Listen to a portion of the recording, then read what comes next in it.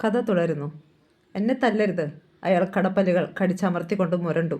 ഇത്രയും സമയം കണ്ട ഭാവമായിരുന്നില്ല അപ്പോൾ അയാൾക്ക്. ചന്ദ്രകലയുടെ കണ്ണുകൾ കത്തി. തല്ലിയാൽ നീ എന്ത് ചെയ്യും? കൊല്ലും. ഒരു പുലിയെപ്പോലെ അയാൾ വാ പിളർന്നു. എന്നെ തല്ലിയിട്ട് നിങ്ങൾ 3 പേരും ഈ മായാറിൽ നിന്ന് പോകില്ല. അതല്ല, ഓടിയാൽ മസനഗുടി വരെ. പിന്നെ നിങ്ങളുടെ ശവശരീരങ്ങൾ കനാലിലൂടെ ഒഴുകി മായാർ ഡാമിൽ പതിക്കും. അങ്ങനെ വേണമെങ്കിൽ തല്ലിക്കോ, ഇഷ്ടം പോലെ. അയാളുടെ അതുവരെ ഉണ്ടായിരുന്ന ശബ്ദം മാറി. 1ന് 100ആയിട്ടായിരിക്കും എൻ്റെ തിരിച്ചടി. നിങ്ങൾക്ക് അത് താങ്ങാനുള്ള കരുത്തുണ്ടോ പെണ്ണുപിള്ളേ? ആ ചോദ്യത്തിൻ്റെ മുന്നിൽ ചന്ദ്രകല ഒന്നറച്ചു. എന്നാൽ പ്രജീഷ അവളെ തള്ളി മാറ്റിയിട്ട് കാൽമുട്ട് മടക്കി ഒറ്റയിടി അയാളുടെ അടിവയറ്റിൽ. ഹാ! അയാൾ വാ പിളർന്നു പോയി. അതുവഴി പതഞ്ഞു വന്ന കൊഴുത്ത ചോര അവൻ്റെ പല്ലുകളെ നനച്ചു. ഉമിനീർ കലർന്ന തുപ്പൽ അയാളുടെ താടിയിലേക്ക് ഒഴുകി. നിങ്ങൾക്ക് ഞാൻ മരണം വിധിക്കുന്നു, അയാൾ പറഞ്ഞു. അതിന് നീയാരാ? കാലനോ? അതോ ആയുസിൻ്റെ പുസ്തകത്തിൽ തിരുത്തലുണ്ടാക്കാൻ ചിത്രഗുപ്തൻ്റെ അമ്മായിയപ്പനോ? പ്രജീഷ് തുടരെ അയാളുടെ നെഞ്ചിൽ നാരഞ്ചടി. സ്വബോധം പോയതുപോലെ അയാളുടെ കഴുത്ത് ഒരു വശത്തേക്ക് ചരിഞ്ഞ് ശിരസ് തൂങ്ങി. സാറേ, കുഴപ്പമായോ? പരിന്ത് റഷീദിന് പരിഭ്രമമായി. ഇയാൾ ഈ നാട്ടുകാരനാ? പ്രജീഷ് പുച്ഛിച്ചു. ഏത് നാട്ടുകാരനായാലെന്ത്? ഞങ്ങൾക്ക് കളവ് പോയ പണം തിരിച്ചു കിട്ടണം. 1ഉം 2ഉമല്ലല്ലോ, 10 കോടി. അത് എവിടെയുണ്ടെന്ന് ഇവൻ പറഞ്ഞു തരണം. അല്ലെങ്കിൽ മായാർ ഡാമിൽ ഒഴുകി നടക്കുന്നത് ഇവൻ്റെ ശവമായിരിക്കും. പ്രജീഷ് ചന്ദ്രകലയ്ക്ക് നേരെ തിരിഞ്ഞു. കുറച്ച് വെള്ളം കൊണ്ടുവാ. ചന്ദ്രകല വെള്ളവുമായി വന്നു. പ്രജീഷ് അത് വാങ്ങി അയാളുടെ തലയിലൂടെ ഒഴിച്ചു. ആ, അയാളുടെ ശിരസ് നേരെയായി. ഉറക്കം ഞെട്ടിയതുപോലെ അയാൾ മുന്നിൽ നിന്ന മൂവരെയും മാറി മാറി നോക്കി. പരിന്ത് റഷീദ് അയാളുടെ അന്യായത്തിൽ സംസാരിച്ചു. നീ ആരാണെന്ന് ഞങ്ങൾക്കറിയില്ല. പക്ഷേ ഇവരുടെ പണം നഷ്ടപ്പെട്ടതിൽ നിനക്ക് പങ്കുണ്ടെന്ന് വ്യക്തമായി അറിയുകയും ചെയ്യാം. അയാൾ കണ്ണിമയ്ക്കാതെ പരിന്തിനെ നോക്കി. പരിന്ത് തുടർന്നു. ഇതുവരെ നടന്നത് തൽക്കാലം മറക്കാം. നീ ഞങ്ങളോട് സഹകരിച്ചാൽ അതിൻ്റെ പ്രയോജനം നിനക്കുമുണ്ടാവും. നിന്റെ ശരീരത്തിൽ വീണ ഓരോ അടിക്കും വരെ കണക്ക് പറഞ്ഞ് കാശ് തരും. ചന്ദ്രകലയും പ്രജീഷും അത് ഇഷ്ടപ്പെടാത്ത ഭാവത്തിൽ പരിന്തിനെ നോക്കി. വെറുതെ പറഞ്ഞതാണ് എന്ന ഭാവത്തിൽ പരിന്ത് കണ്ണിറക്കി. ബന്ദിയായ മനുഷ്യൻ ഒരു നിമിഷം കണ്ണുകൾ അടച്ചു. ശേഷം തിരക്കി. എനിക്കെന്ത് തരും? മറുപടി നൽകിയത് പ്രജീഷാണ്. ഒന്നുകിൽ 1 കോടി. പക്ഷേ ആ 10 കോടിയും ഞങ്ങൾക്ക് മടക്കി കിട്ടണം. അയാൾ ചിന്തിച്ചു നിന്നു. തുടർന്ന് അറിയിച്ചു.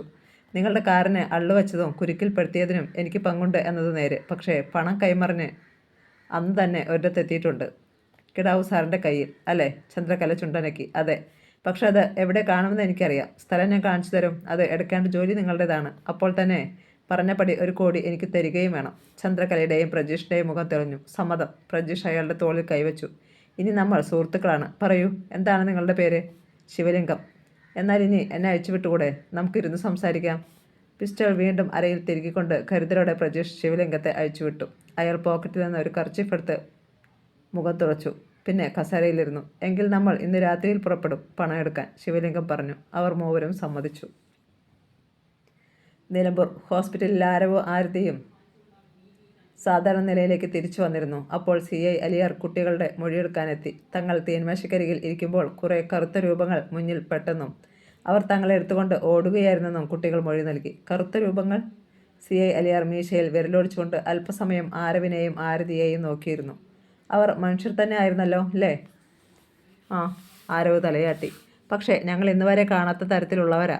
കുട്ടികളുടെ മറുപടി കിട്ടിയതോടെ അലിയാർ ചിന്തിച്ചു. വടക്കേ കോവിലകത്ത് ഒരു സംഘം ആളുകൾ പ്രവർത്തിക്കുന്നുണ്ട്. അവിടെ നിന്ന് എല്ലാവരെയും ഭയപ്പെടുത്തി ഓടിക്കുകയാണോ ലക്ഷ്യം? അതോ മറ്റു പലതുമോ?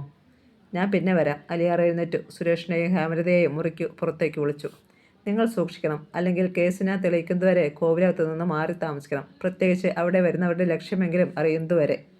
അല്ലെങ്കിൽ ഞാൻ കുഞ്ഞുങ്ങളുമായി ഇനി അങ്ങോട്ടേക്കില്ല സാർ, ഹേമലത തീർത്തു പറഞ്ഞു. അത് കേട്ടുകൊണ്ടാണ് MLA ശ്രീനിവാസ് കിടാവ് മുറിയിലേക്ക് വന്നത്. എന്ന് മോൾ മാത്രം അങ്ങ് തീരുമാനിച്ചാൽ മതിയോ? ചോദിച്ചു കഴിഞ്ഞാണ് അയാൾ അലിയാരെ കണ്ടത്. അതോടെ മുഖം മുഷിഞ്ഞു. എങ്കിൽ ഞാൻ എൻ്റെ കുഞ്ഞുങ്ങളുടെ പ്രാണൻ. ഹേമലത ബാക്കി പറയാൻ സമ്മതിച്ചില്ല കിടാവ്. ഇനി അവിടെ ഒന്നും ഉണ്ടാകില്ല. എല്ലാ ഭാഗത്തും CCTV ക്യാമറകൾ ഫിറ്റ് ചെയ്തുകൊണ്ടിരിക്കുകയാണ്. ഇനി കോവിലകത്തിനുള്ളിലൂടെ ഒരു നരച്ചീർ പറന്നാൽ പോലും നമ്മൾ കാണും. താൻ കൂടി കേൾക്കാനാണ് കിടാവ് അങ്ങനെ പറയുന്നതെന്ന് അലിയാർക്ക് മനസ്സിലായി. പക്ഷേ അലിയാർ അത് ഭാവിക്കാതെ സുരേഷിൻ്റെ നേരെ തിരിഞ്ഞു. അവിടെ താമസിക്കുകയോ താമസിക്കാതിരിക്കുകയോ അത് നിങ്ങളുടെ ഇഷ്ടം. എന്നാൽ അവിടെ നടന്നതിൻ്റെയെല്ലാം നിജസ്ഥിതി കണ്ടുപിടിച്ചിരിക്കും ഞാൻ. മറുപടിക്ക് കാക്കാതെ അലിയാർ സ്റ്റേഷനിലേക്ക് മടങ്ങി. തൻ്റെ ക്യാബിനിലിരുന്ന് ലാപ്ടോപ്പിൽ അയാൾ മാൻ മിസ്സിംഗ് കേസുകളിലെ കുറച്ച് പേരുകൾ കൂടി വെട്ടിമാറ്റി. അവസാനം 10 പേരുകൾ സെലക്ട് ചെയ്തു. അതിൽ ഒന്ന് ഏറ്റവും അവസാനം റിപ്പോർട്ട് ചെയ്യപ്പെട്ട അണലി അക്ബറുടേതായിരുന്നു. അലിയാർ ഫോണെടുത്ത് ഫോറൻസിക് ലാബിലേക്ക് വിളിച്ചു. തുടർന്ന് ഡോക്ടർ സേതുപതിയുമായി സംസാരിച്ചു. മായാർ. സമയം 5 മണി. രാവിലെ ശിവലിംഗത്തെ പിടിക്കുവാൻ പോയ ജീപ്പ് തന്നെ പരിന്ത് റഷീദ് ചന്ദ്രകലയുടെയും പ്രജീഷിൻ്റെയും വാടക വീട്ടിലേക്ക് വിളിച്ചു വരുത്തി. ശിവലിംഗം കുളിക്കുകയും പ്രജീഷ് നൽകിയ വസ്ത്രങ്ങൾ മാറ്റി ധരിക്കുകയും ചെയ്തിരുന്നു. പ്രജീഷ് റിവോൾവറും പിസ്റ്റളും തൻ്റെ അരയിൽ ഇരുഭാഗത്തായി തിരുകി. അത്യാവശ്യം വേണ്ടത് മാത്രം എടുത്തുകൊണ്ട് ആ സംഘം ജീപ്പിൽ കയറി. നഷ്ടപ്പെട്ട 10 കോടി രൂപ തിരിച്ചുപിടിക്കാൻ. വല്ലാത്തൊരു ആവേശത്തിലായിരുന്നു ചന്ദ്രകലയും പ്രജീഷും. നിലമ്പൂർ ഹോസ്പിറ്റൽ. 5 മണിക്ക് ഡോക്ടർ ആരവിനെയും ആരതിയെയും കിടത്തിയിരുന്ന റൂമിലെത്തി. സുരേഷിനെയും ഹേമലതയെയും കൂടാതെ അവിടെ ശ്രീനിവാസക്കിടാവും അനുജൻ ശേഖരക്കിടാവും ഉണ്ടായിരുന്നു.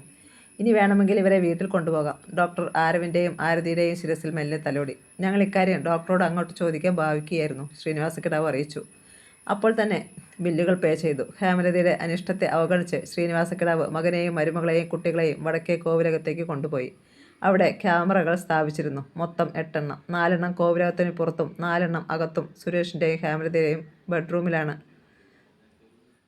98 ഇഞ്ച് വലിപ്പത്തിലുള്ള കൂറ്റൻ LED TV-യിലേക്ക് അവ കണക്ട് ചെയ്തിരുന്നത്. 8 ചതുരങ്ങളായി 8 ക്യാമറകളുടെയും ദൃശ്യങ്ങൾ. ഹായ്! അത് കണ്ട് ആരോ ആരതിയെ തുള്ളിച്ചാടി. കിടാവ് അഭിമാനത്തോടെ പറഞ്ഞു. ഇനി കോവിലകത്ത് എന്ത് നടന്നാലും നിങ്ങൾക്ക് ഇവിടെ ഇരുന്ന് കാണാം. അടുക്കളയിൽ ഭാനുമതി ജോലി ചെയ്യുന്നതുവരെ അവർ അവിടെ ഇരുന്ന് കണ്ടു. സുരേഷ് കിടാവിന് ആത്മവീര്യം തിരിച്ചു കിട്ടി. ഇനി വരട്ടെ പ്രേതങ്ങളും കറുത്ത രൂപങ്ങളും. അയാൾ പല്ലിറുമി. കിടാവ് പോയി. സമയം സന്ധ്യയായി. ഹേമലത വരാന്തയിൽ തൂക്കുവിളക്കിൽ എണ്ണയൊഴിച്ച് തിരിയിട്ട് കത്തിച്ചു. അവളുടെ ഉള്ളിൽ പക്ഷേ സന്ദേഹം ബാക്കിയായിരുന്നു. ക്യാമറ വച്ചതുകൊണ്ട് തങ്ങൾ രക്ഷപ്പെടുമോ?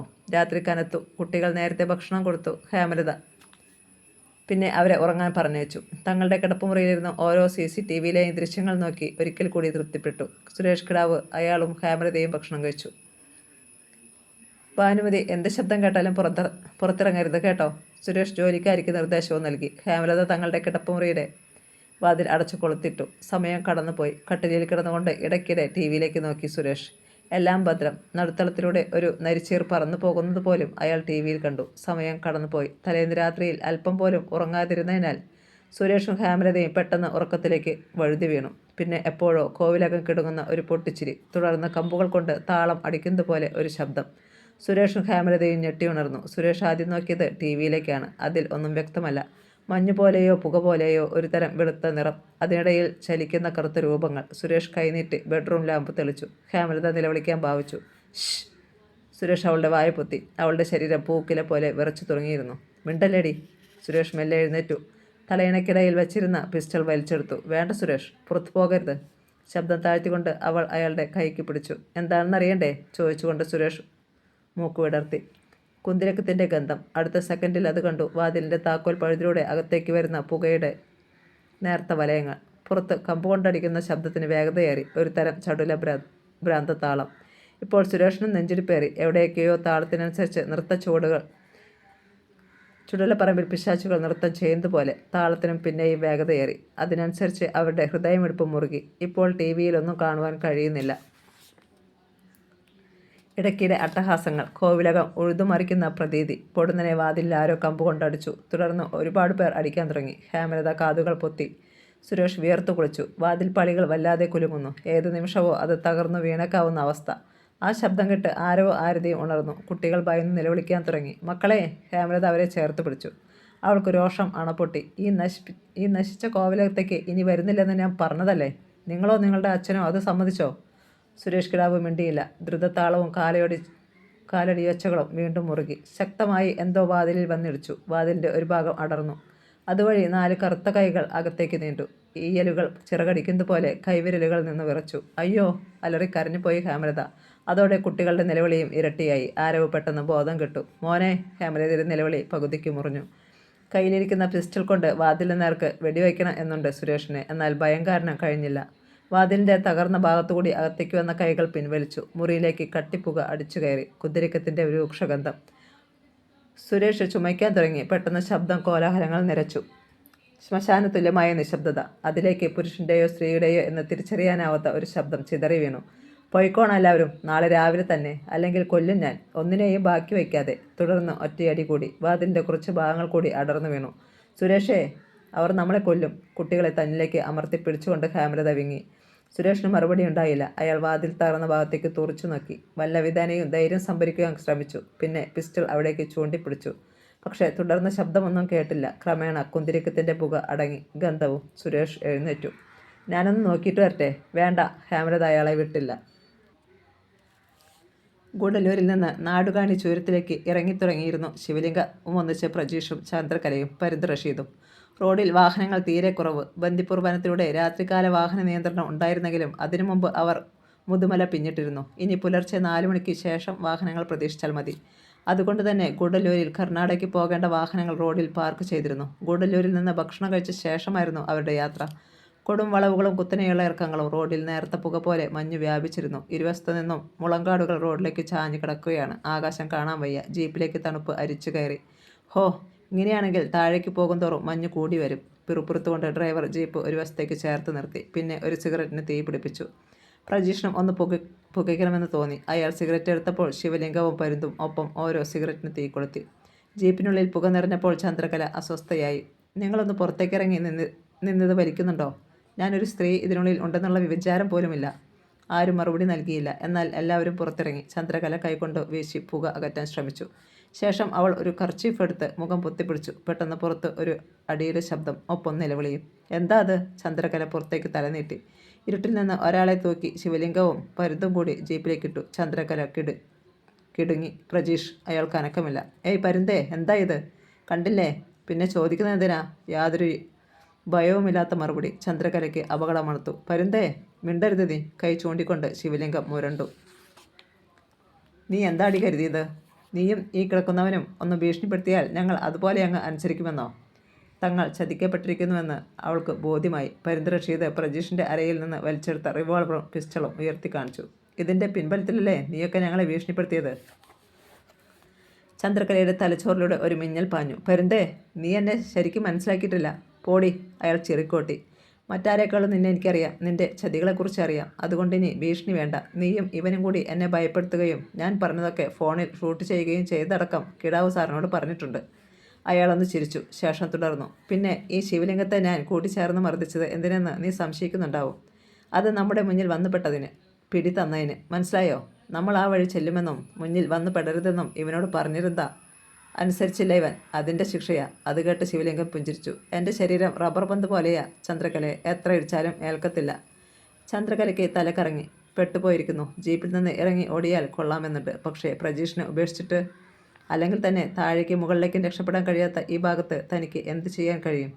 പേടിക്കേണ്ട, രണ്ടിനെയും തൽക്കാലം ഞങ്ങൾ കൊല്ലത്തില്ല. പൊന്മുട്ടയിടുന്ന താറാവുകളെ അത്ര വേഗത്തിൽ കൊല്ലാൻ പാടില്ലല്ലോ. പരുന്ത് റഷീദ് ജീപ്പിൽ കയറി. പിന്നാലെ ഡ്രൈവറും ശിവലിംഗവും. കുറച്ച് പുക പുറത്തേക്ക് തള്ളി ജീപ്പ് സ്റ്റാർട്ടായി. പിന്നെ കൊടും വളവുകൾ പിന്നിട്ട് പാഞ്ഞു. ജീപ്പിനുള്ളിലേക്ക് തള്ളിക്കയറി വരുന്ന ശീതക്കാറ്റിലും ചന്ദ്രകല വിയർത്തു കുളിച്ചു. തൻ്റെ കാൽക്കീഴിൽ ഒരു ശവം പോലെ ചലനമറ്റ് കിടക്കുകയാണ് പ്രജീഷ്. പരുന്ത് റഷീദിനെയും ശിവലിംഗത്തെയും വിശ്വസിച്ചത് തെറ്റ്. ശ്രീനിവാസ കിടാവ് തങ്ങളുടെ പണം സൂക്ഷിച്ചിരിക്കുന്നത് എവിടെയാണെന്ന് കാണിച്ചു തരാമെന്ന് ശിവലിംഗം പറഞ്ഞത് വിശ്വസിക്കരുതായിരുന്നു. പൊടുന്നനെ ജീപ്പിൻ്റെ വേഗത അല്പം കുറഞ്ഞു. അത് മുളങ്കാടുകൾക്ക് ഇടയിലൂടെയുള്ള ഒരു കാട്ടുപാതയിലേക്ക് കയറി. മുളം ചില്ലകൾ ജീപ്പിൻ്റെ 3 ഭാഗങ്ങളിലും ഉരസിക്കൊണ്ടിരുന്നു, മുന്നിലും ഇരുവശങ്ങളിലും. നിങ്ങൾ ഞങ്ങളെ എങ്ങോട്ട് കൊണ്ടുപോകുകയാ? ചന്ദ്രകലയുടെ ശബ്ദം വിറച്ചു. തൽക്കാലം കൊല്ലാനല്ലെന്ന് വിശ്വസിക്കാം. അക്കാര്യം ഞാൻ നേരത്തെ പറഞ്ഞല്ലോ. മുൻ സീറ്റിൽ നിന്ന് പരുന്ത് റഷീദിൻ്റെ ശബ്ദം കേട്ടു. ഞങ്ങൾ പ്രജീഷിനെ കൊല്ലും, പക്ഷെ ഇപ്പോഴല്ല. ഇനി ഞങ്ങളോട് കളിക്കാൻ ശ്രമിച്ചാൽ. അവൾക്കെതിരെ പിന്നിലിരുന്ന ശിവലിംഗമാണ് പറഞ്ഞത്. ജീപ്പ് ചരിഞ്ഞും കുലുങ്ങിയും കല്ലുകൾക്ക് മുകളിലൂടെ ചാടിയും മുന്നോട്ട് പോയിക്കൊണ്ടിരുന്നു. സമയം അർദ്ധരാത്രി കഴിഞ്ഞു. തങ്ങളങ്ങാടിയിൽ CI അലിയാരുടെ റൂമിൽ വെളിച്ചമുണ്ടായിരുന്നു. വൈകിട്ടാണ് അയാൾ വീട്ടിലെത്തിയത്. കുളിച്ച് ഭക്ഷണം കഴിച്ചയുടൻ ലാപ്ടോപ്പിന് മുന്നിൽ ഇരുന്നതാണ്. നിങ്ങളിന്ന് ഉറങ്ങുന്നില്ലെന്ന് തീരുമാനിച്ചോ? ഒന്ന് മയങ്ങിപ്പോയ സുഫൈജ കണ്ണു തുറന്ന് ഭർത്താവിനെ നോക്കി. അലിയാർ പുഞ്ചിരിച്ചു. ഒരു അത്യാവശ്യക്കാരി നോക്കുകയാടി. വടക്കേ കോവിലകത്ത് നിന്ന് മാസങ്ങൾക്കുള്ളിൽ മരണപ്പെട്ട ഒരാളുടെ അസ്ഥികൾ കിട്ടിയിട്ടുണ്ട്. മാൻ മിസ്സിംഗ് കേസുകളുമായി അത് ഒത്തുനോക്കുകയാ. ഇനി 5 പേരുണ്ട് ലിസ്റ്റിൽ. അവരിൽ ആരെങ്കിലും ആയിരിക്കണം മരണപ്പെട്ടത്. ഇതാണോ വലിയ കാര്യം? സുഫൈജ തിരിഞ്ഞു കിടന്നു. അലിയാർക്ക് വീണ്ടും ചിരി വന്നു. ഉറക്കം പിടിച്ചു കഴിഞ്ഞാൽ ഇവൾ ഇങ്ങനെയാണ്. പൊടുന്നനെ അലിയാരുടെ നോട്ടം ലാപ്ടോപ്പിൽ തെളിഞ്ഞു നിൽക്കുന്ന ഒരു ഫോട്ടോയിലും പേരിലും തറഞ്ഞു. വടക്കേ കോവിലകമായി നല്ലതല്ലാത്ത തരത്തിലാണെങ്കിലും ബന്ധമുണ്ടായിരുന്ന ഒരാളെ ഈ 5 പേരിലുള്ളൂ. അണലി അക്ബർ. അണലി അക്ബറെ കാണാതായ ദിവസം വെച്ച് അലിയാർ കണക്ക് കൂട്ടുവാൻ തുടങ്ങി. അതിനനുസരിച്ച് അയാളുടെ മുഖത്ത് പലതരത്തിലുള്ള ഭാവങ്ങൾ തെളിഞ്ഞുകൊണ്ടിരുന്നു. നേരം പുലർന്നു. സുരേഷ് കിടാവ് അച്ഛൻ ശ്രീനിവാസ കിടാവിന് ഫോൺ ചെയ്തു. അച്ഛൻ ഉടനെങ്ങോട്ട് വരണം. ഇവിടെ ആകെ പ്രശ്നങ്ങളാ. ഹേമ മക്കളെയും കൊണ്ട് ചങ്കുത്തറയ്ക്ക് പോകാൻ വാശി പിടിക്കുന്നു. എന്താണ് അവിടെ നടന്നത്? സംശയത്തോടെ കിടാവിൻ്റെ ചോദ്യം. അത് ഫോണിൽ പറഞ്ഞാൽ ശരിയാവത്തില്ല. അച്ഛൻ എത്രയും വേഗം ഇങ്ങോട്ട് വാ. ശരി. അരമണിക്കൂർ കഴിഞ്ഞപ്പോൾ ശ്രീനിവാസ കിടാവിൻ്റെ കാർ കോവിലകത്തിന് മുന്നിൽ ബ്രേക്കിട്ടു. കിടാവ് മാത്രമായിരുന്നില്ല, ഭാര്യ രേണുകയും ഉണ്ടായിരുന്നു കൂടെ. കാറിൽ നിന്ന് ഇറങ്ങിയിട്ട് രേണുക കോവിലകം ആകമാനൊന്ന് നോക്കി. ആ സ്ത്രീ ആദ്യം വരികയായിരുന്നു അവിടെ. അച്ഛമ്മേ! ആരവോ ആരതിയും ഓടി വന്ന് രേണുകയെ കെട്ടിപ്പിടിച്ചു. ഞങ്ങൾക്ക് പേടിയാ. അതിനു മാത്രം എന്തുണ്ടായി മക്കളെ? രേണുക അവരെ ചേർത്ത് പിടിച്ചുകൊണ്ട് കോവിലകത്തിനുള്ളിലേക്ക് നടന്നു. തൊട്ടു പിമ്പിൽ കിടാവും. ഹേമലതയുടെ വിളറി വെളുത്ത രൂപം കണ്ട് രേണുക അന്താളിച്ചു. ഇനി ഞങ്ങളെങ്ങനെ ഇവിടെ ജീവിക്കാനാ ആൻറ്റി? കഴിഞ്ഞ ദിവസം എൻ്റെ കുഞ്ഞുങ്ങളെ ജീവനോട് കിട്ടിയത് തന്നെ ദൈവാധീനം. രേണുക നെറ്റിച്ചുളിച്ചു. കഴിഞ്ഞ ദിവസം എന്തുണ്ടായി? അങ്കിളൊന്നും പറഞ്ഞില്ലേ? ഹേമലത കിടാവിനെ നോക്കി. അയാൾ മുഖം തിരിച്ചു കളഞ്ഞു. രേണുകയോട് അയാൾ അക്കാര്യം പറഞ്ഞിരുന്നില്ല. പറഞ്ഞാൽ അന്ധവിശ്വാസിയായ അവൾ തന്നെ ഹേമലതയോടും മക്കളോടും അവിടെ നിന്ന് മാറുവാൻ പറയുമെന്ന് കിടാവിനറിയാമായിരുന്നു. കഴിഞ്ഞ ദിവസം ഉണ്ടായ കാര്യം ഹേമലത രേണുകയോട് ചുരുക്കി പറഞ്ഞു. ആ സ്ത്രീ അന്താളിച്ചു. എന്നിട്ടാണോ ഹേമേ പിന്നെയും നിങ്ങൾ ഇവിടെ തന്നെ കഴിഞ്ഞത്? ഞാൻ പറഞ്ഞിട്ടത്. കിടാവ് ഇടപെട്ടു. സുരേഷിനോട് എല്ലാം ചോദിച്ചറിഞ്ഞു. പകുതി പൊളിഞ്ഞ വാതിൽ കണ്ടു.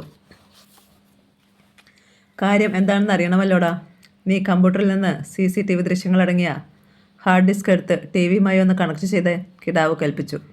Suresh Kidavu DVR output LED TV-യുമായി കണക്ട് ചെയ്തു. പിന്നെ പ്ലേബാക്ക് ചെയ്ത തലേന്ന് രാത്രിയിലെ ദൃശ്യങ്ങൾ എടുത്തു. ഏവരും ആകാംക്ഷയോടെ TV-യിലേക്ക് നോക്കി. അവരുടെ പുരികം ചുളിഞ്ഞു. പാഞ്ചാലിയുടെ മുറിയുടെ വാതിൽ വിടവിലൂടെ മഞ്ഞുപോലെ പുക പുറത്തേക്ക് വരുന്നു. ആ പുകയ്ക്ക് പിന്നിൽ ചില രൂപങ്ങൾ ചലിക്കുന്നത് അവ്യക്തമായി കാണാം. അനുനിമിഷം പുകയ്ക്ക് കട്ടിയേറുകയാണ്. പുക മുന്നോട്ട് വരുന്നു. മഞ്ഞുപോലെ ആരോ പുകയെ മുന്നോട്ട് നയിക്കുന്നത് പോലെ തോന്നി. ആ പുകയ്ക്കുള്ളിൽ ഒരുപാട് പേരുണ്ട്. കറുത്ത രൂപങ്ങൾ, അസ്ഥികൂടങ്ങൾ അനങ്ങുന്നതുപോലെ അത് കാണാം. ഓരോ ക്യാമറയ്ക്കും അരികിലേക്ക് പുക നീങ്ങുന്നു. എല്ലാ ക്യാമറകളിലും പുകയുടെ ദൃശ്യങ്ങൾ. പുകയ്ക്കുള്ളിൽ താളത്തിനൊത്തുള്ള ഡാൻസും അട്ടഹാസങ്ങളും. MLA ശ്രീനിവാസ കിടാവിൻ്റെ നെറ്റിയിൽ വിയർപ്പ് കണങ്ങൾ ഉരുണ്ടുകൂടി. കർച്ചീഫ് എടുത്ത് അയാൾ നെറ്റി അമർത്തി തുടച്ചു. ഇത് പ്രേതങ്ങൾ തന്നെയാ. എൻ്റെ കുഞ്ഞുങ്ങൾക്ക് ജീവൻ തിരിച്ചു കിട്ടിയത് ഭാഗ്യം. ഒരിക്കൽ പോലും മനുഷ്യർക്ക് ഇങ്ങനെ ചെയ്യുവാൻ കഴിയില്ല. അതുകണ്ട് രേണുക വിലപിച്ചുകൊണ്ട് ഹേമലതയ്ക്ക് നേരെ തിരിഞ്ഞു. ഇനി ഒരു നിമിഷം ഇവിടെ താമസിക്കരുത് മോളെ. നിർത്ത്.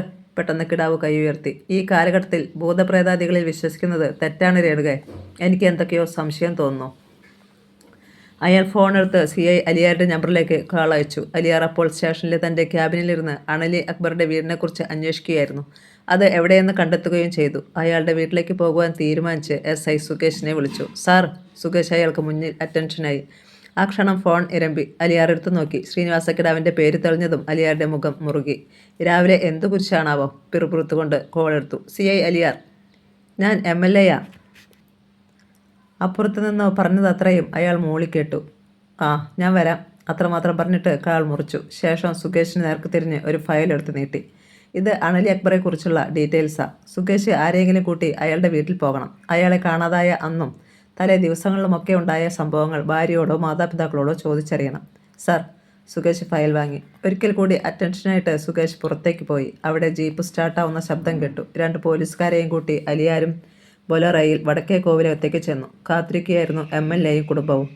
സുരേഷ് കിടാവ് തലേന്നത്തെ കാര്യങ്ങൾ CI-യോട് വിസ്തരിച്ച് പറഞ്ഞു. എല്ലാം മൂളിക്കേട്ട നിമിഷം അലിയാർ CCTV ദൃശ്യങ്ങളും കണ്ടു. പിന്നെ എഴുന്നേറ്റു. എനിക്ക് ആ മുറിയൊന്ന് കാണണം. പുക ആദ്യമായി പുറത്തേക്ക് വന്ന മുറി. വരണം സാർ. സുരേഷ് കിടാവ് അയാളെ പാഞ്ചാലിയുടെ മുറിയിലേക്ക് കൊണ്ടുപോയി. നടുത്തളത്തിൽ കസേരയിലിരുന്ന് ശ്രീനിവാസ കിടാവ് എല്ലാം ശ്രദ്ധിച്ചു. അലിയാർ പാഞ്ചാലിയുടെ മുറിവാതിൽ തള്ളി തുറന്നു. അതിനുള്ളിൽ അപ്പോഴും കുന്തിരിക്കത്തിൻ്റെ നേർത്ത ഗന്ധം തങ്ങി നിൽക്കുന്നത് പോലെ. അവളുടെ മരണശേഷം ആ റൂം ആരും ഉപയോഗിച്ചിരുന്നില്ല. എല്ലാം പഴയ നിലയിൽ തന്നെയായിരുന്നു. അലിയാരുടെ കണ്ണുകൾ എല്ലായിടത്തും ഇഴഞ്ഞു നടന്നു. അയാൾ അലമാരയും മേശയുമൊക്കെ തുറന്നു നോക്കി. സംശയകരമായി ഒന്നുമില്ല. പെട്ടെന്ന് അലിയാർ തറയിലേക്ക് നോക്കി. ആ കണ്ണുകൾ ഒന്ന് പിടഞ്ഞു. തറ നന്നായി തുടച്ച് വൃത്തിയാക്കിയിരിക്കുന്നു. ഇതിനുള്ളിൽ ക്ലീനിങ് നടത്താറുണ്ടോ? അലിയാർ തിരിഞ്ഞ് സുരേഷിനെ നോക്കി. നേരത്തെ ചെയ്തിരുന്നോ എന്നറിയില്ല. ഞങ്ങൾ പക്ഷേ ഈ ഭാഗത്തേക്ക് വന്നിട്ട് പോലുമില്ല. അലിയാർ അമർത്തി മൂളി. ചന്ദ്രകലയും പ്രജീഷും ഇപ്പോൾ എവിടെയാണ്?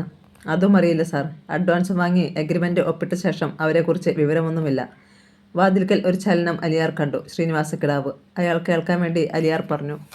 10 കോടി രൂപ അഡ്വാൻസ് വാങ്ങിയ ശേഷം അവരെ കണ്ടില്ലെങ്കിൽ ഒരുപക്ഷെ അവരിപ്പോൾ ബാക്കിയുണ്ടാവില്ല എന്ന് കരുതാം. പറഞ്ഞിട്ട് അയാൾ കിടാവിനെ നോക്കി. ആ മുഖം വിളറുന്നത് കണ്ടു. പുറത്ത് മറ്റൊന്നും പ്രകടിപ്പിക്കാതെ CI അലിയാർ പാഞ്ചാലിയുടെ മുറിയിൽ നിന്നിറങ്ങി. ശേഷം ശ്രീനിവാസ കിടാവിനോടും സുരേഷിനോടുമായി അറിയിച്ചു. ഇവിടുത്തെ പ്രശ്നങ്ങൾക്ക് പരിഹാരം കണ്ടെത്തണമെങ്കിൽ എനിക്ക് പ്രജീഷിനെയും ചന്ദ്രകലയെയും കയ്യിൽ കിട്ടിയേ പറ്റൂ. അതുകൊണ്ട് അവർ വിളിക്കുകയാണെങ്കിൽ ഉടനെ എന്നെ അറിയിക്കണം. അവർ വിളിച്ച ഫോൺ നമ്പറും. കിടാവ് മിണ്ടിയില്ല. സുരേഷ് തലയാട്ടി സമ്മതിച്ചു. അലിയാർ മടങ്ങാനൊരുങ്ങി. ഞാൻ അന്വേഷിക്കാം. പക്ഷേ ഒരു കാര്യത്തിൽ എനിക്ക് ഉറപ്പുണ്ട്. ശരീരമില്ലാത്തതാണ് ആത്മാക്കൾ. എങ്കിൽ അവർക്ക് ആരെയും സ്പർശിക്കുവാനോ ഇതുപോലെ പുക പരത്തുവാനോ കഴിയില്ല. അതുകൊണ്ട് പ്രേതം അല്ലെന്ന് തന്നെ ഞാൻ കരുതുന്നു. ഇടം കണ്ടിട്ട് അലിയാർ MLAയെ ഒന്ന് ശ്രദ്ധിച്ചു. ശത്രുക്കളുടെ എണ്ണം പെരുകുമ്പോൾ ആരൊക്കെ ഏതൊക്കെ രൂപത്തിൽ വരുമെന്ന് മാത്രം നമുക്ക് അറിയാൻ കഴിയില്ല. ഓരോരുത്തരെയും ചെയ്തികൾ പോലെ ഇരിക്കും അത്. അത് കേട്ട് ശ്രീനിവാസക്കിടാവ് കടപ്പല്ല് ഞെരിച്ചു. പല്ല് ഞെരിച്ചിട്ട് കാര്യമില്ല. സത്യം കേൾക്കുമ്പോൾ ചിലർക്ക് ദേഷ്യം വരുന്നത് മനുഷ്യ സഹജം. പക്ഷേ എത്ര കാലം നമുക്കിങ്ങനെ പല്ല് കടിക്കുവാൻ സാധിക്കുമെന്നുള്ളത് കാലം കാത്തു വച്ചിരിക്കുന്ന തിരിച്ചടികളെ ആശ്രയിച്ചിരിക്കും. അലിയാർ ഇറങ്ങിപ്പോയി. പിന്നാലെ പോലീസുകാരും. Nilambur police station. അലിയാർ മടങ്ങിച്ചെല്ലുമ്പോൾ അന്വേഷണം കഴിഞ്ഞ് SI സുകേഷും തിരിച്ചു വന്നിരുന്നു. അണലിയുടെ വീട്ടിൽ പോയോ സുകേഷേ? തൊപ്പിയെടുത്ത് കയ്യിൽ പിടിച്ചുകൊണ്ട് അലിയാർ ക്യാബിനിൽ കയറി. പോയി സാർ. സുകേഷ് ഒപ്പം ചെന്നു. അലിയാർ തൻ്റെ സീറ്റിൽ അമർന്നു. തൊപ്പി മേശപ്പുറത്ത് വെച്ചു. താൻ ഇരിക്കും സുകേഷേ, എന്നിട്ട് ഡീറ്റെയിൽസ് പറ. സർ.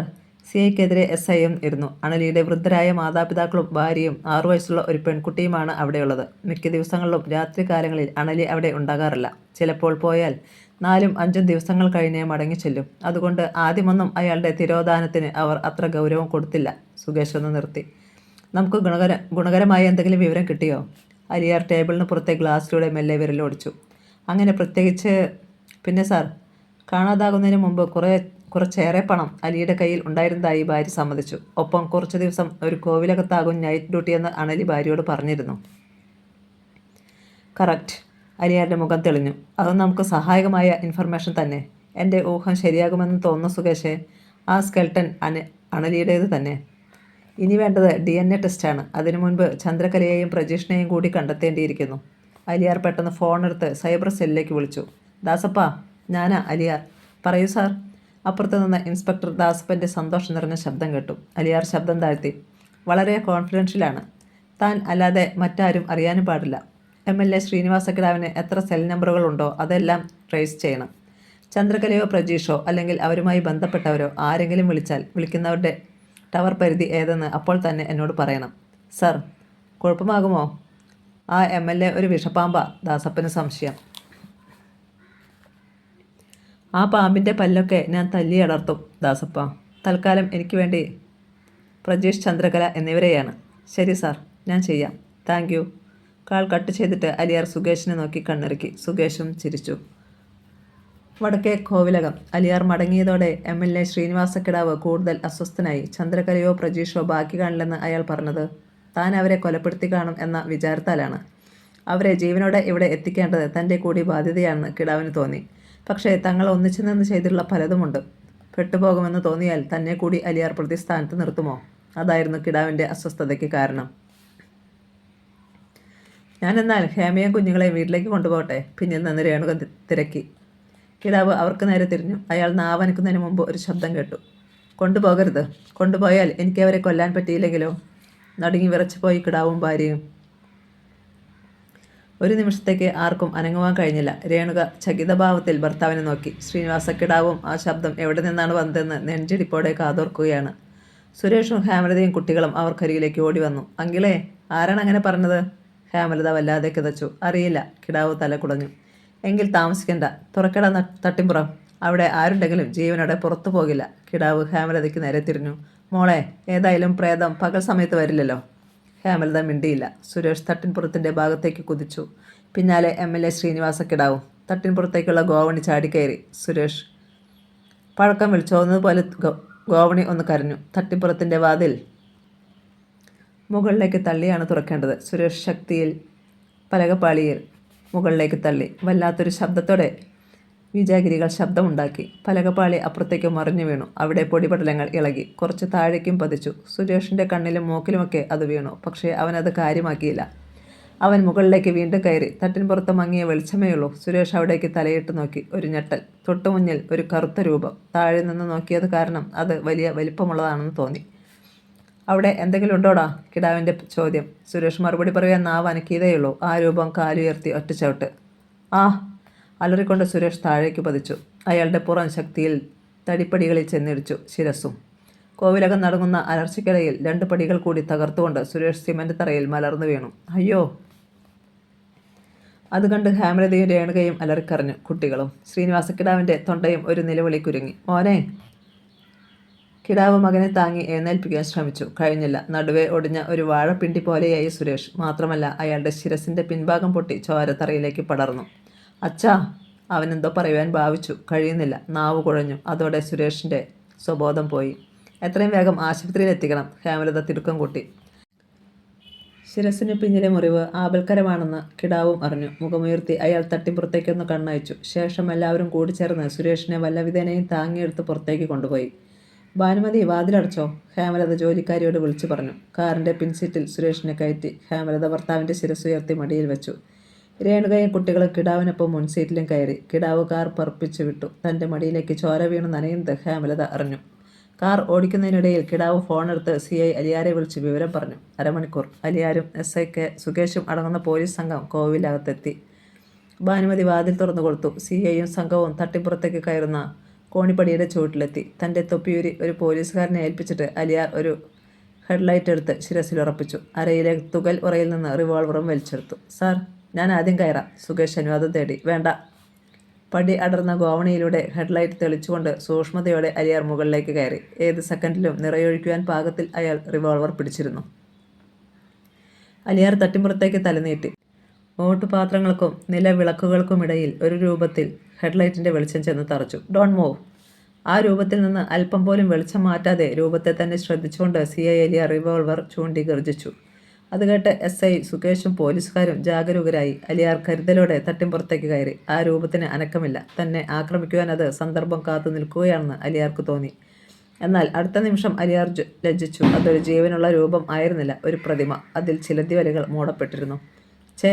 അലിയാർ റിവോൾവർ താഴ്ത്തി. എന്താ സാർ? താഴെ നിന്ന് സുകേഷിന്റെ ചോദ്യം. ഇതൊരു പ്രതിമയാടോ? അലിയാർ പറഞ്ഞു. പിന്നെ പ്രതിമയ്ക്ക് അടുത്തെത്തി. ഒരു ലോഹ പ്രതിമയായിരുന്നു അത്. പണ്ടുകാലത്തുണ്ടായിരുന്ന ഏതോ രാജാവിന്റെ ആണ് അതെന്ന് അനുമാനിച്ചു. അയാൾ വിശാലമായ തട്ടിമ്പുറത്തിന്റെ നാനാ ദിക്കിലേക്ക് തിരിഞ്ഞു. ഹെഡ്ലൈറ്റിന്റെ വെളിച്ചം നാലുപാടും പാഞ്ഞു. ലക്ഷങ്ങളോ കോടികളോ വിലമതിക്കുന്ന ചെമ്പും ഓടും പിത്തളയും കൊണ്ട് ഉണ്ടാക്കിയ ഉപകരണങ്ങളായിരുന്നു അവിടെ. ഒരൊറ്റ മനുഷ്യജീവി പോലുമില്ല. പെട്ടെന്നൊരു ചീറ്റൽ. അലിയാർ വെട്ടിത്തിരിഞ്ഞു. വെളിച്ചത്തിൽ രണ്ട് ചുവന്ന കല്ലുകളുടെ തിളക്കം പോലെയാണ് ആദ്യം തോന്നിയത്. പിന്നെ കണ്ടു, മുകൾ ഭാഗത്ത് മയിൽ രൂപമുള്ള ഒരു നിലവിളക്കിൽ ചുറ്റി ഫണം ഉയർത്തി നിൽക്കുന്ന മൂർഖൻ പാമ്പ്. അതിന് സ്വർണ്ണ നിറമായിരുന്നു. അലിയാർ വേഗം താഴേക്കിറങ്ങി. SIയോടും പോലീസുകാരോടും കാര്യം അറിയിച്ചു. അപ്പോൾ സുരേഷ് കിടാവിനെ ചവിട്ടി വീഴ്ത്തിയെന്ന് പറഞ്ഞത്? SIക്ക് സന്ദേഹം. ഒരുപക്ഷെ ആ പ്രതിമ കണ്ടപ്പോൾ ജീവനുള്ള ആരോ ആണെന്ന് കരുതി ഭയന്നു കാൽ വഴുതിയതാവാം. അല്ലെങ്കിൽ ആ പാമ്പ് അയാൾക്ക് നേരെ കുതിച്ചു വന്നിരിക്കാം. ഒരു നിമിഷത്തെ തോന്നലിൽ അങ്ങനെ സംഭവിച്ചതാകും. അതിനാണ് സാധ്യതയെന്ന് മറ്റുള്ളവർക്കും തോന്നി. കുറച്ചകലെ ഭീതിയോടെ ജോലിക്കാരി ഭാനുമതി നിൽപ്പുണ്ടായിരുന്നു. അലിയാർ അവരെ അടുത്ത് വിളിച്ചു. ഇവിടെ എങ്ങും ഒന്നുമില്ല കേട്ടോ, ഞങ്ങൾ പോകുകയാ. അവരോട് പറഞ്ഞിട്ട് അലിയാരും സംഘവും മടങ്ങി. ഇതേ സമയത്ത് നിലമ്പൂർ ആശുപത്രിയിൽ മറ്റൊരു ദുരന്തം സംഭവിച്ചിരുന്നു. സുരേഷ് കിടാവ് മരിച്ചു. ശിരസിന് പിന്നിലേറ്റ പരിക്കാണ് മരണകാരണമെന്ന് ഡോക്ടർമാർ പറഞ്ഞു. MLA ശ്രീനിവാസ കിടാവ് ശില പോലെ ഇരുന്നു. രേണുകയും ഹേമലതയും കുട്ടികളും അലറിക്കരഞ്ഞു. തൻ്റെ ഏക മകൻ. ജീവിതത്തിൽ ആദ്യമായി ശ്രീനിവാസ കിടാവിന് സങ്കടം തോന്നി. താൻ ഇതുവരെ വെട്ടിപ്പിടിച്ചതും പിടിച്ചു പറിച്ചതും വെറുതെയായി എന്നൊരു തോന്നൽ. എങ്കിലും തോൽവി സമ്മതിക്കുവാൻ അയാളുടെ മനസ്സ് അനുവദിച്ചില്ല. നാടുകാണി. ചുറ്റും നിറഞ്ഞ മുളങ്കാടുകൾക്ക് നടുവിൽ ഒരു പ്ലാസ്റ്റിക് ടാർപ്പിൻ വലിച്ചുകെട്ടി ഉണ്ടാക്കിയ ഷെഡിൽ ഉണ്ടായിരുന്നു ചന്ദ്രകലയും പ്രജീഷും. അവരുടെ കൈകൾ രണ്ട് ചെറിയ മുളകൾക്കിടയിലൂടെ കടത്തി ബന്ധിപ്പിച്ചിരിക്കുകയാണ്. ഇരുവരും സകല പ്രതീക്ഷകളും അസ്തമിച്ച് മുളയിലകൾക്ക് പുറത്ത് പിന്നോട്ട് മുളകളിൽ ചാരിയിരുന്നു. അവരെ അവിടേക്ക് കൊണ്ടുവന്ന ജീപ്പ് മടങ്ങിപ്പോയിരുന്നു. കാവലായി ഒരാൾ മാത്രം, ശിവലിംഗം. കുറച്ചകലെ കല്ലിൽ അശ്രദ്ധനായിരുന്ന പുകവലിക്കുകയാണ് അയാൾ. അഴിച്ചുവിട്ടാൽ പോലും ചന്ദ്രകലയ്ക്കോ പ്രജീഷിനോ അവിടെ നിന്ന് രക്ഷപ്പെടാൻ കഴിയില്ലെന്ന് ശിവലിംഗത്തിനറിയാം. തങ്ങളുടെ കാലുകളിൽ അസംഖ്യം കുളയട്ടകൾ ചോര കുടിച്ച് കടിച്ചു പറ്റിയിരിക്കുന്നത് ചന്ദ്രകലയും പ്രജീഷും കണ്ടു. അവ കടിച്ച ഭാഗത്ത് അസഹ്യമായ നീറ്റലും ചൊറിച്ചിലും. ഒന്ന് ചൊറിയുവാൻ പോലും കഴിയാത്ത അവസ്ഥ. പ്രജീഷിന് അസ്വസ്ഥതയേറി. അയാൾ ശിവലിംഗത്തെ നോക്കി ചീറി. ഞങ്ങളുടെ കൈയൊന്ന് അഴിച്ചുവിടുകെങ്കിലും ചെയ്യടാ.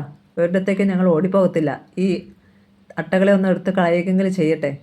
പുകയിൽ കറപ്പിടിച്ച പല്ലുകൾ പുറത്തു കാട്ടി ശിവലിംഗം ചിരിച്ചു. നടക്കത്തില്ല സാറേ, അങ്ങനെ ചെയ്യാനുള്ള അനുവാദം എനിക്കില്ല. അത് നിങ്ങൾ മരിച്ചാൽ പോലും. അടുത്ത നിമിഷം ഒരു കാട്ടാനയുടെ ചിഹ്നം വിളി. ശിവലിംഗം പാറപ്പുറത്ത് നിന്ന് നടുക്കത്തോടെ ചാടി എഴുന്നേറ്റു.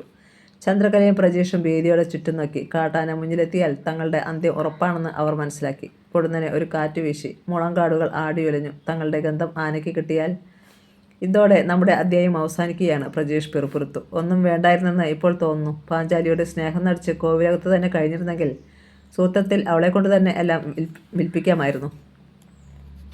അത് കേട്ട് ആ അവസരത്തിലും ചന്ദ്രകലയ്ക്ക് ദേഷ്യം വന്നു. പ്രജീഷ് പറയുന്നത് കേട്ടാൽ തോന്നുമല്ലോ എല്ലാത്തിനും കാരണക്കാരി ഞാൻ ഒരാൾ മാത്രമാണെന്ന്. പ്രജീഷിനല്ലായിരുന്നോ എല്ലാത്തിനും ധൃതി? പാഞ്ചാലിയുടെ തലയിൽ പെട്രോൾ ഒഴിച്ചതും തീയിട്ടതും ഞാനല്ലല്ലോ. അവളുടെ വാക്കുകളിൽ നീരസം തങ്ങി. പ്രജീഷ് മറുപടി പറയാൻ നാവ് അനക്കിയതേയുള്ളൂ. 50 മീറ്ററോളം അകലെ മുളകൾക്കിടയിൽ ഒരാനയുടെ മുഖം കണ്ടു. വളഞ്ഞു കൂർത്ത കൊമ്പുകൾ. ഈശ്വരാ, അത് ഒറ്റയാന! പ്രജീഷിന്റെ വിലാപം തൊണ്ടയിൽ കുരുങ്ങി. അപ്പോൾ കണ്ടു, നിലവിളിച്ചുകൊണ്ട് കുതിച്ചു പായുന്ന ശിവലിംഗം. ആന അയാൾക്ക് നേരെ തിരിയുന്നു. ഏതാനും അടി ഓടിയപ്പോഴേക്കും ശിവലിംഗം ഒരു കല്ലിൽ തട്ടി എറിയുന്നത് പോലെ മുന്നോട്ട് തെറിച്ചു കമിഴ്ന്നു വീണു. ഒരിക്കൽ കൂടി ഒറ്റയാൻ ചിഹ്നം വിളിച്ചു. പിന്നെ തലകുലുക്കി. കരിയിലകളെ കാൽക്കീഴിൽ ഞെരിച്ച് ശിവലിംഗത്തിന് പിന്നാലെ പാഞ്ഞു. വീണെടുത്തു നിന്ന് ചാടിയെഴുന്നേറ്റ് അയാൾ ഓടി. തൊട്ടുപിറകെ ഒറ്റയാൻ. അതിൻ്റെ വാൽ ലംബമായി നിന്നു. മണ്ണിൽ കുളിച്ചിരുന്നതിനാൽ ആനയ്ക്ക് ഒരുതരം ചുവപ്പ് നിറം തോന്നിച്ചു. ആനയും ശിവലിംഗവും തമ്മിലുള്ള അകലം കുറഞ്ഞു വന്നു. അത് തുമ്പിക്കൈ നീട്ടി ഒറ്റപ്പിടുത്തം ശിവലിംഗത്തിൻ്റെ കാലിൽ. രക്ഷിക്കണേ! അയാളുടെ അലർച്ച മുളങ്കാട്ടിൽ നടുക്കമായി പ്രതിധ്വനിച്ചു. തങ്ങളുടെ കണ്ണിൽ ഇരുൾ പരക്കുന്നത് പോലെ തോന്നി പ്രജീഷിനും ചന്ദ്രകലയ്ക്കും. അടുത്ത നിമിഷം കണ്ടു, തുമ്പിക്കൈയിൽ തൂക്കി തൻ്റെ ശിരസിന് മുകളിലേക്ക് ഉയർത്തുന്നു ആന ശിവലിംഗത്തെ. പിന്നെ മുന്നോട്ട് ഒറ്റയടി. അയാളുടെ അലർച്ച പകുതിക്ക് മുറിഞ്ഞു. മുളം കൂട്ടത്തിന് ഇടയിലേക്കാണ് ശിവലിംഗത്തിൻ്റെ ശരീരം ഇടിച്ചിറങ്ങിയത്. കൂർത്ത മുള്ളുകളുള്ള മുളം ചില്ലകൾക്കിടയിൽ അയാളുടെ ശരീരം കീറത്തുണി കണക്കെ തൂങ്ങിക്കിടന്നു. ശരീരത്തിൻ്റെ പല ഭാഗത്തു നിന്നും ചോരത്തുള്ളികൾ ഇറ്റു വീണു തുടങ്ങി. ഇനി ആന നമുക്ക് നേരെ വരും. ചന്ദ്രകല അടിമുടി വിറച്ചു. നീയൊന്നും മിണ്ടാതിരിക്കേ. നമ്മൾ തറയിൽ ഇരിക്കുന്നതിനാൽ ആന കണ്ടു കാണാനിടയില്ല. കാറ്റിൽ നമ്മുടെ ഗന്ധവും അതിന് കിട്ടിയിട്ടുണ്ടാവില്ല. പ്രജീഷ് ശബ്ദം താഴ്ത്തി. അത് ശരിയായിരുന്നു. ശിവലിംഗം കുരുങ്ങിക്കിടക്കുന്ന മുളങ്കാടിന് ചുറ്റും കൂടി ഒരു വട്ടം നടന്നു ഒറ്റയാൻ. ശേഷം അല്പനേരം കൂടി ചുറ്റിപ്പറ്റി നിന്നു. കാത് കൂർപ്പിച്ച് എന്തെങ്കിലും ശബ്ദം കേൾക്കുന്നുണ്ടോ എന്ന് ശ്രദ്ധിച്ചു. തുടർന്ന് ചന്ദ്രകലയും പ്രജീഷും ഇരിക്കുന്നതിന് നേരെ എതിർഭാഗത്തേക്ക് നടന്നുപോയി. ഇരുവരും ആശ്വാസത്തോടെ നിശ്വസിച്ചു. ഇനി പരിന്തരക്ഷീതും മറ്റും വരുന്നതിന് മുമ്പ് നമുക്ക് രക്ഷപ്പെടണം. പ്രജീഷ് പിറുപിറുത്തു. പക്ഷേ എങ്ങനെ? ചന്ദ്രകലയ്ക്ക് മനസ്സിലായില്ല. നിനക്കൊന്ന് പുറംതിരിഞ്ഞ് ഇരിക്കാമോയെന്ന് നോക്ക്. മുളകൾക്കിടയിലൂടെ കൈകൾ തിരിച്ച് പുറംതിരിയുക ആയാസകരമായിരുന്നു. മുളം തടി കൊണ്ട് അവളുടെ 2 കൈകളും ഉരഞ്ഞു പൊട്ടി. അതൊന്നും കാര്യമാക്കിയില്ല ചന്ദ്രകല. എങ്ങനെയും രക്ഷപ്പെടണം, ആ ഒരു ചിന്തയേ ഉണ്ടായിരുന്നുള്ളൂ. വല്ലവിധേനയും അവൾ പ്രജീഷിന് പുറത്തിരിഞ്ഞിരുന്നു.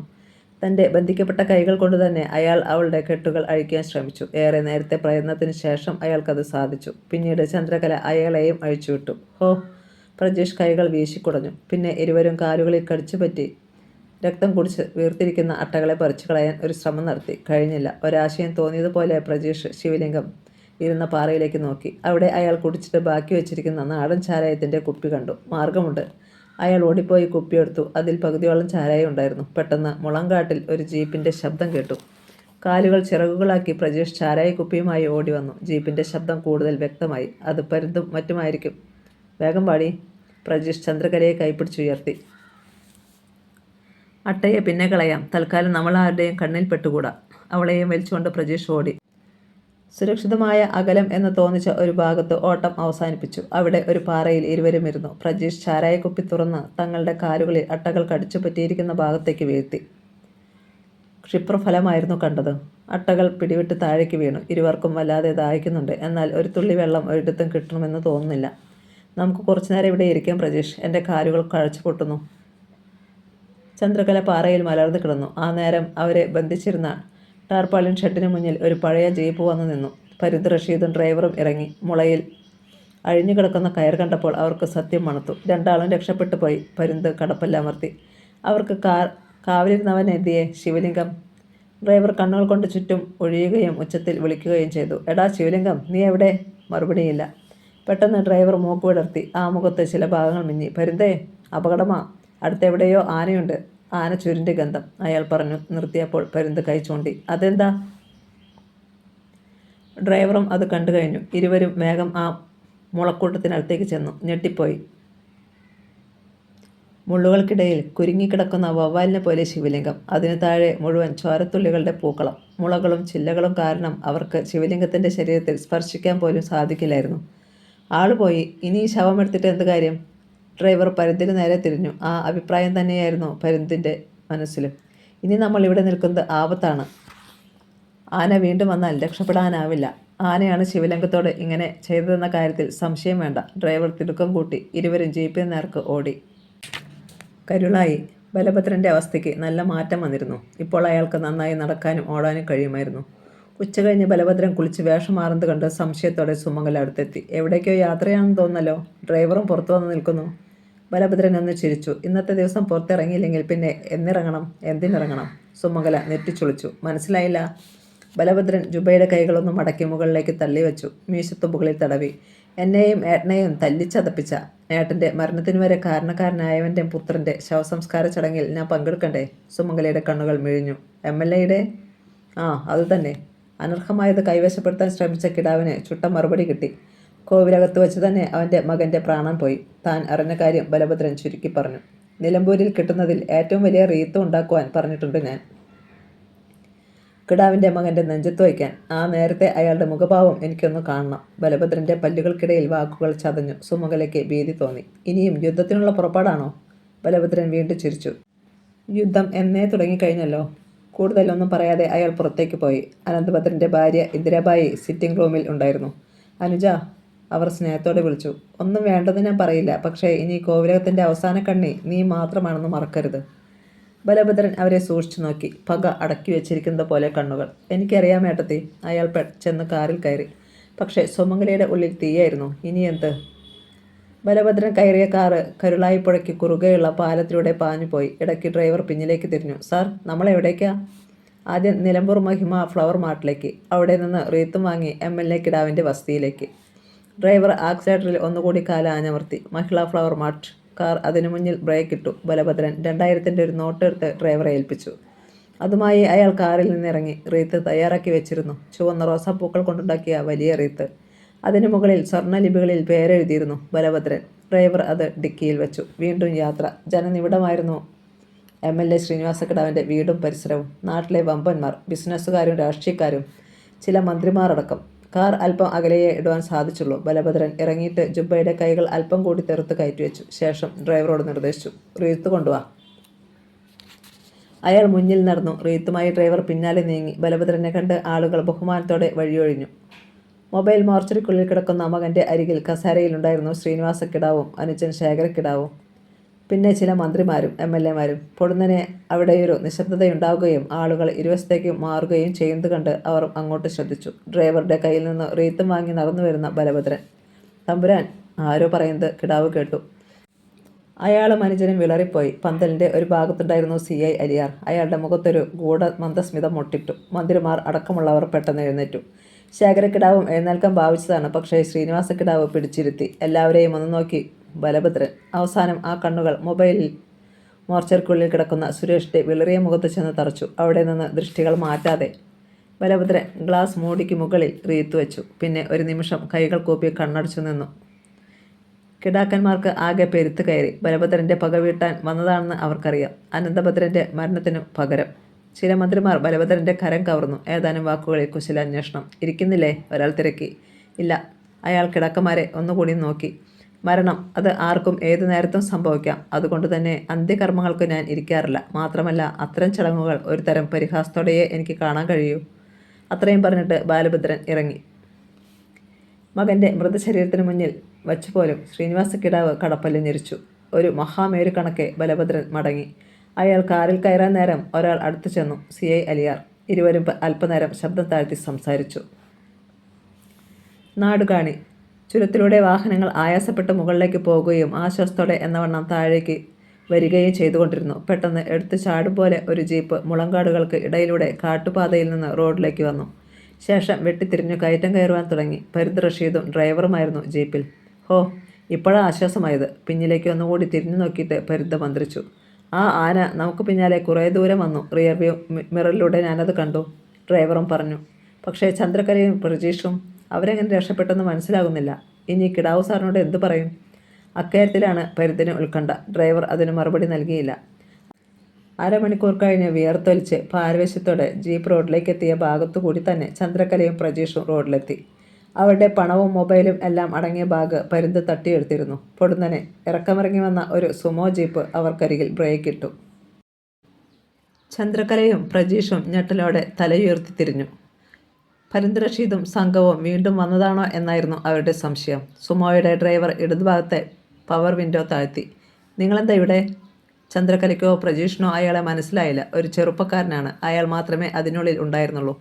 പ്രജേഷ് മറുപടി നൽകുവാൻ നാവനക്ക് മുമ്പ് ചന്ദ്രകല അറിയിച്ചു. ഞങ്ങളുടെ വണ്ടി കേടായി. ഗൂഡല്ലൂരിൽ നിന്ന് വർക്ക്ഷോപ്പുകാർ വന്ന് കൊണ്ടുപോയിരിക്കുക. പിന്നെ നിങ്ങൾ ഞങ്ങൾക്ക് മനസ്സിലായില്ല, ക്ഷമിക്കണം. ചെറുപ്പക്കാരൻ ചിരിച്ചു. ഞാൻ നിലമ്പൂരിൽ കിടന്നാ വണ്ടി ഓടിക്കുന്നത്. പാസഞ്ചേഴ്സിനെ മൈസൂറിൽ വിട്ടിട്ട് വരുന്ന വഴിയാ. നിങ്ങൾ വരുന്നെങ്കിൽ കയറിക്കോ. പ്രജീഷും ചന്ദ്രകലയും പരസ്പരം നോക്കി. ഇവിടെ കഴിയുന്നത് ഉചിതമല്ല.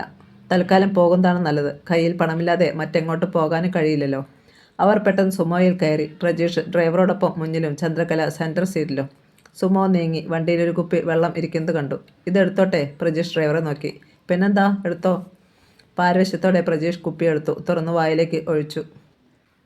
അപ്പോഴേക്കും പിന്നിൽ നിന്ന് ചന്ദ്രകല അയാളുടെ തോളിൽ തോണ്ടി. കുപ്പി അയാൾ അവൾക്ക് കൈമാറി. നിമിഷത്തിനുള്ളിൽ കുപ്പിയിലെ വെള്ളം തീർന്നു. നിങ്ങൾ കോവിലകം വിൽക്കുകയാണ് അല്ലേ? പൊടുന്നനെയുള്ള ചെറുപ്പക്കാരുടെ ചോദ്യം കേട്ട് ഇരുവരും അമ്പരന്നു. അതെ, എങ്ങനെയറിഞ്ഞു?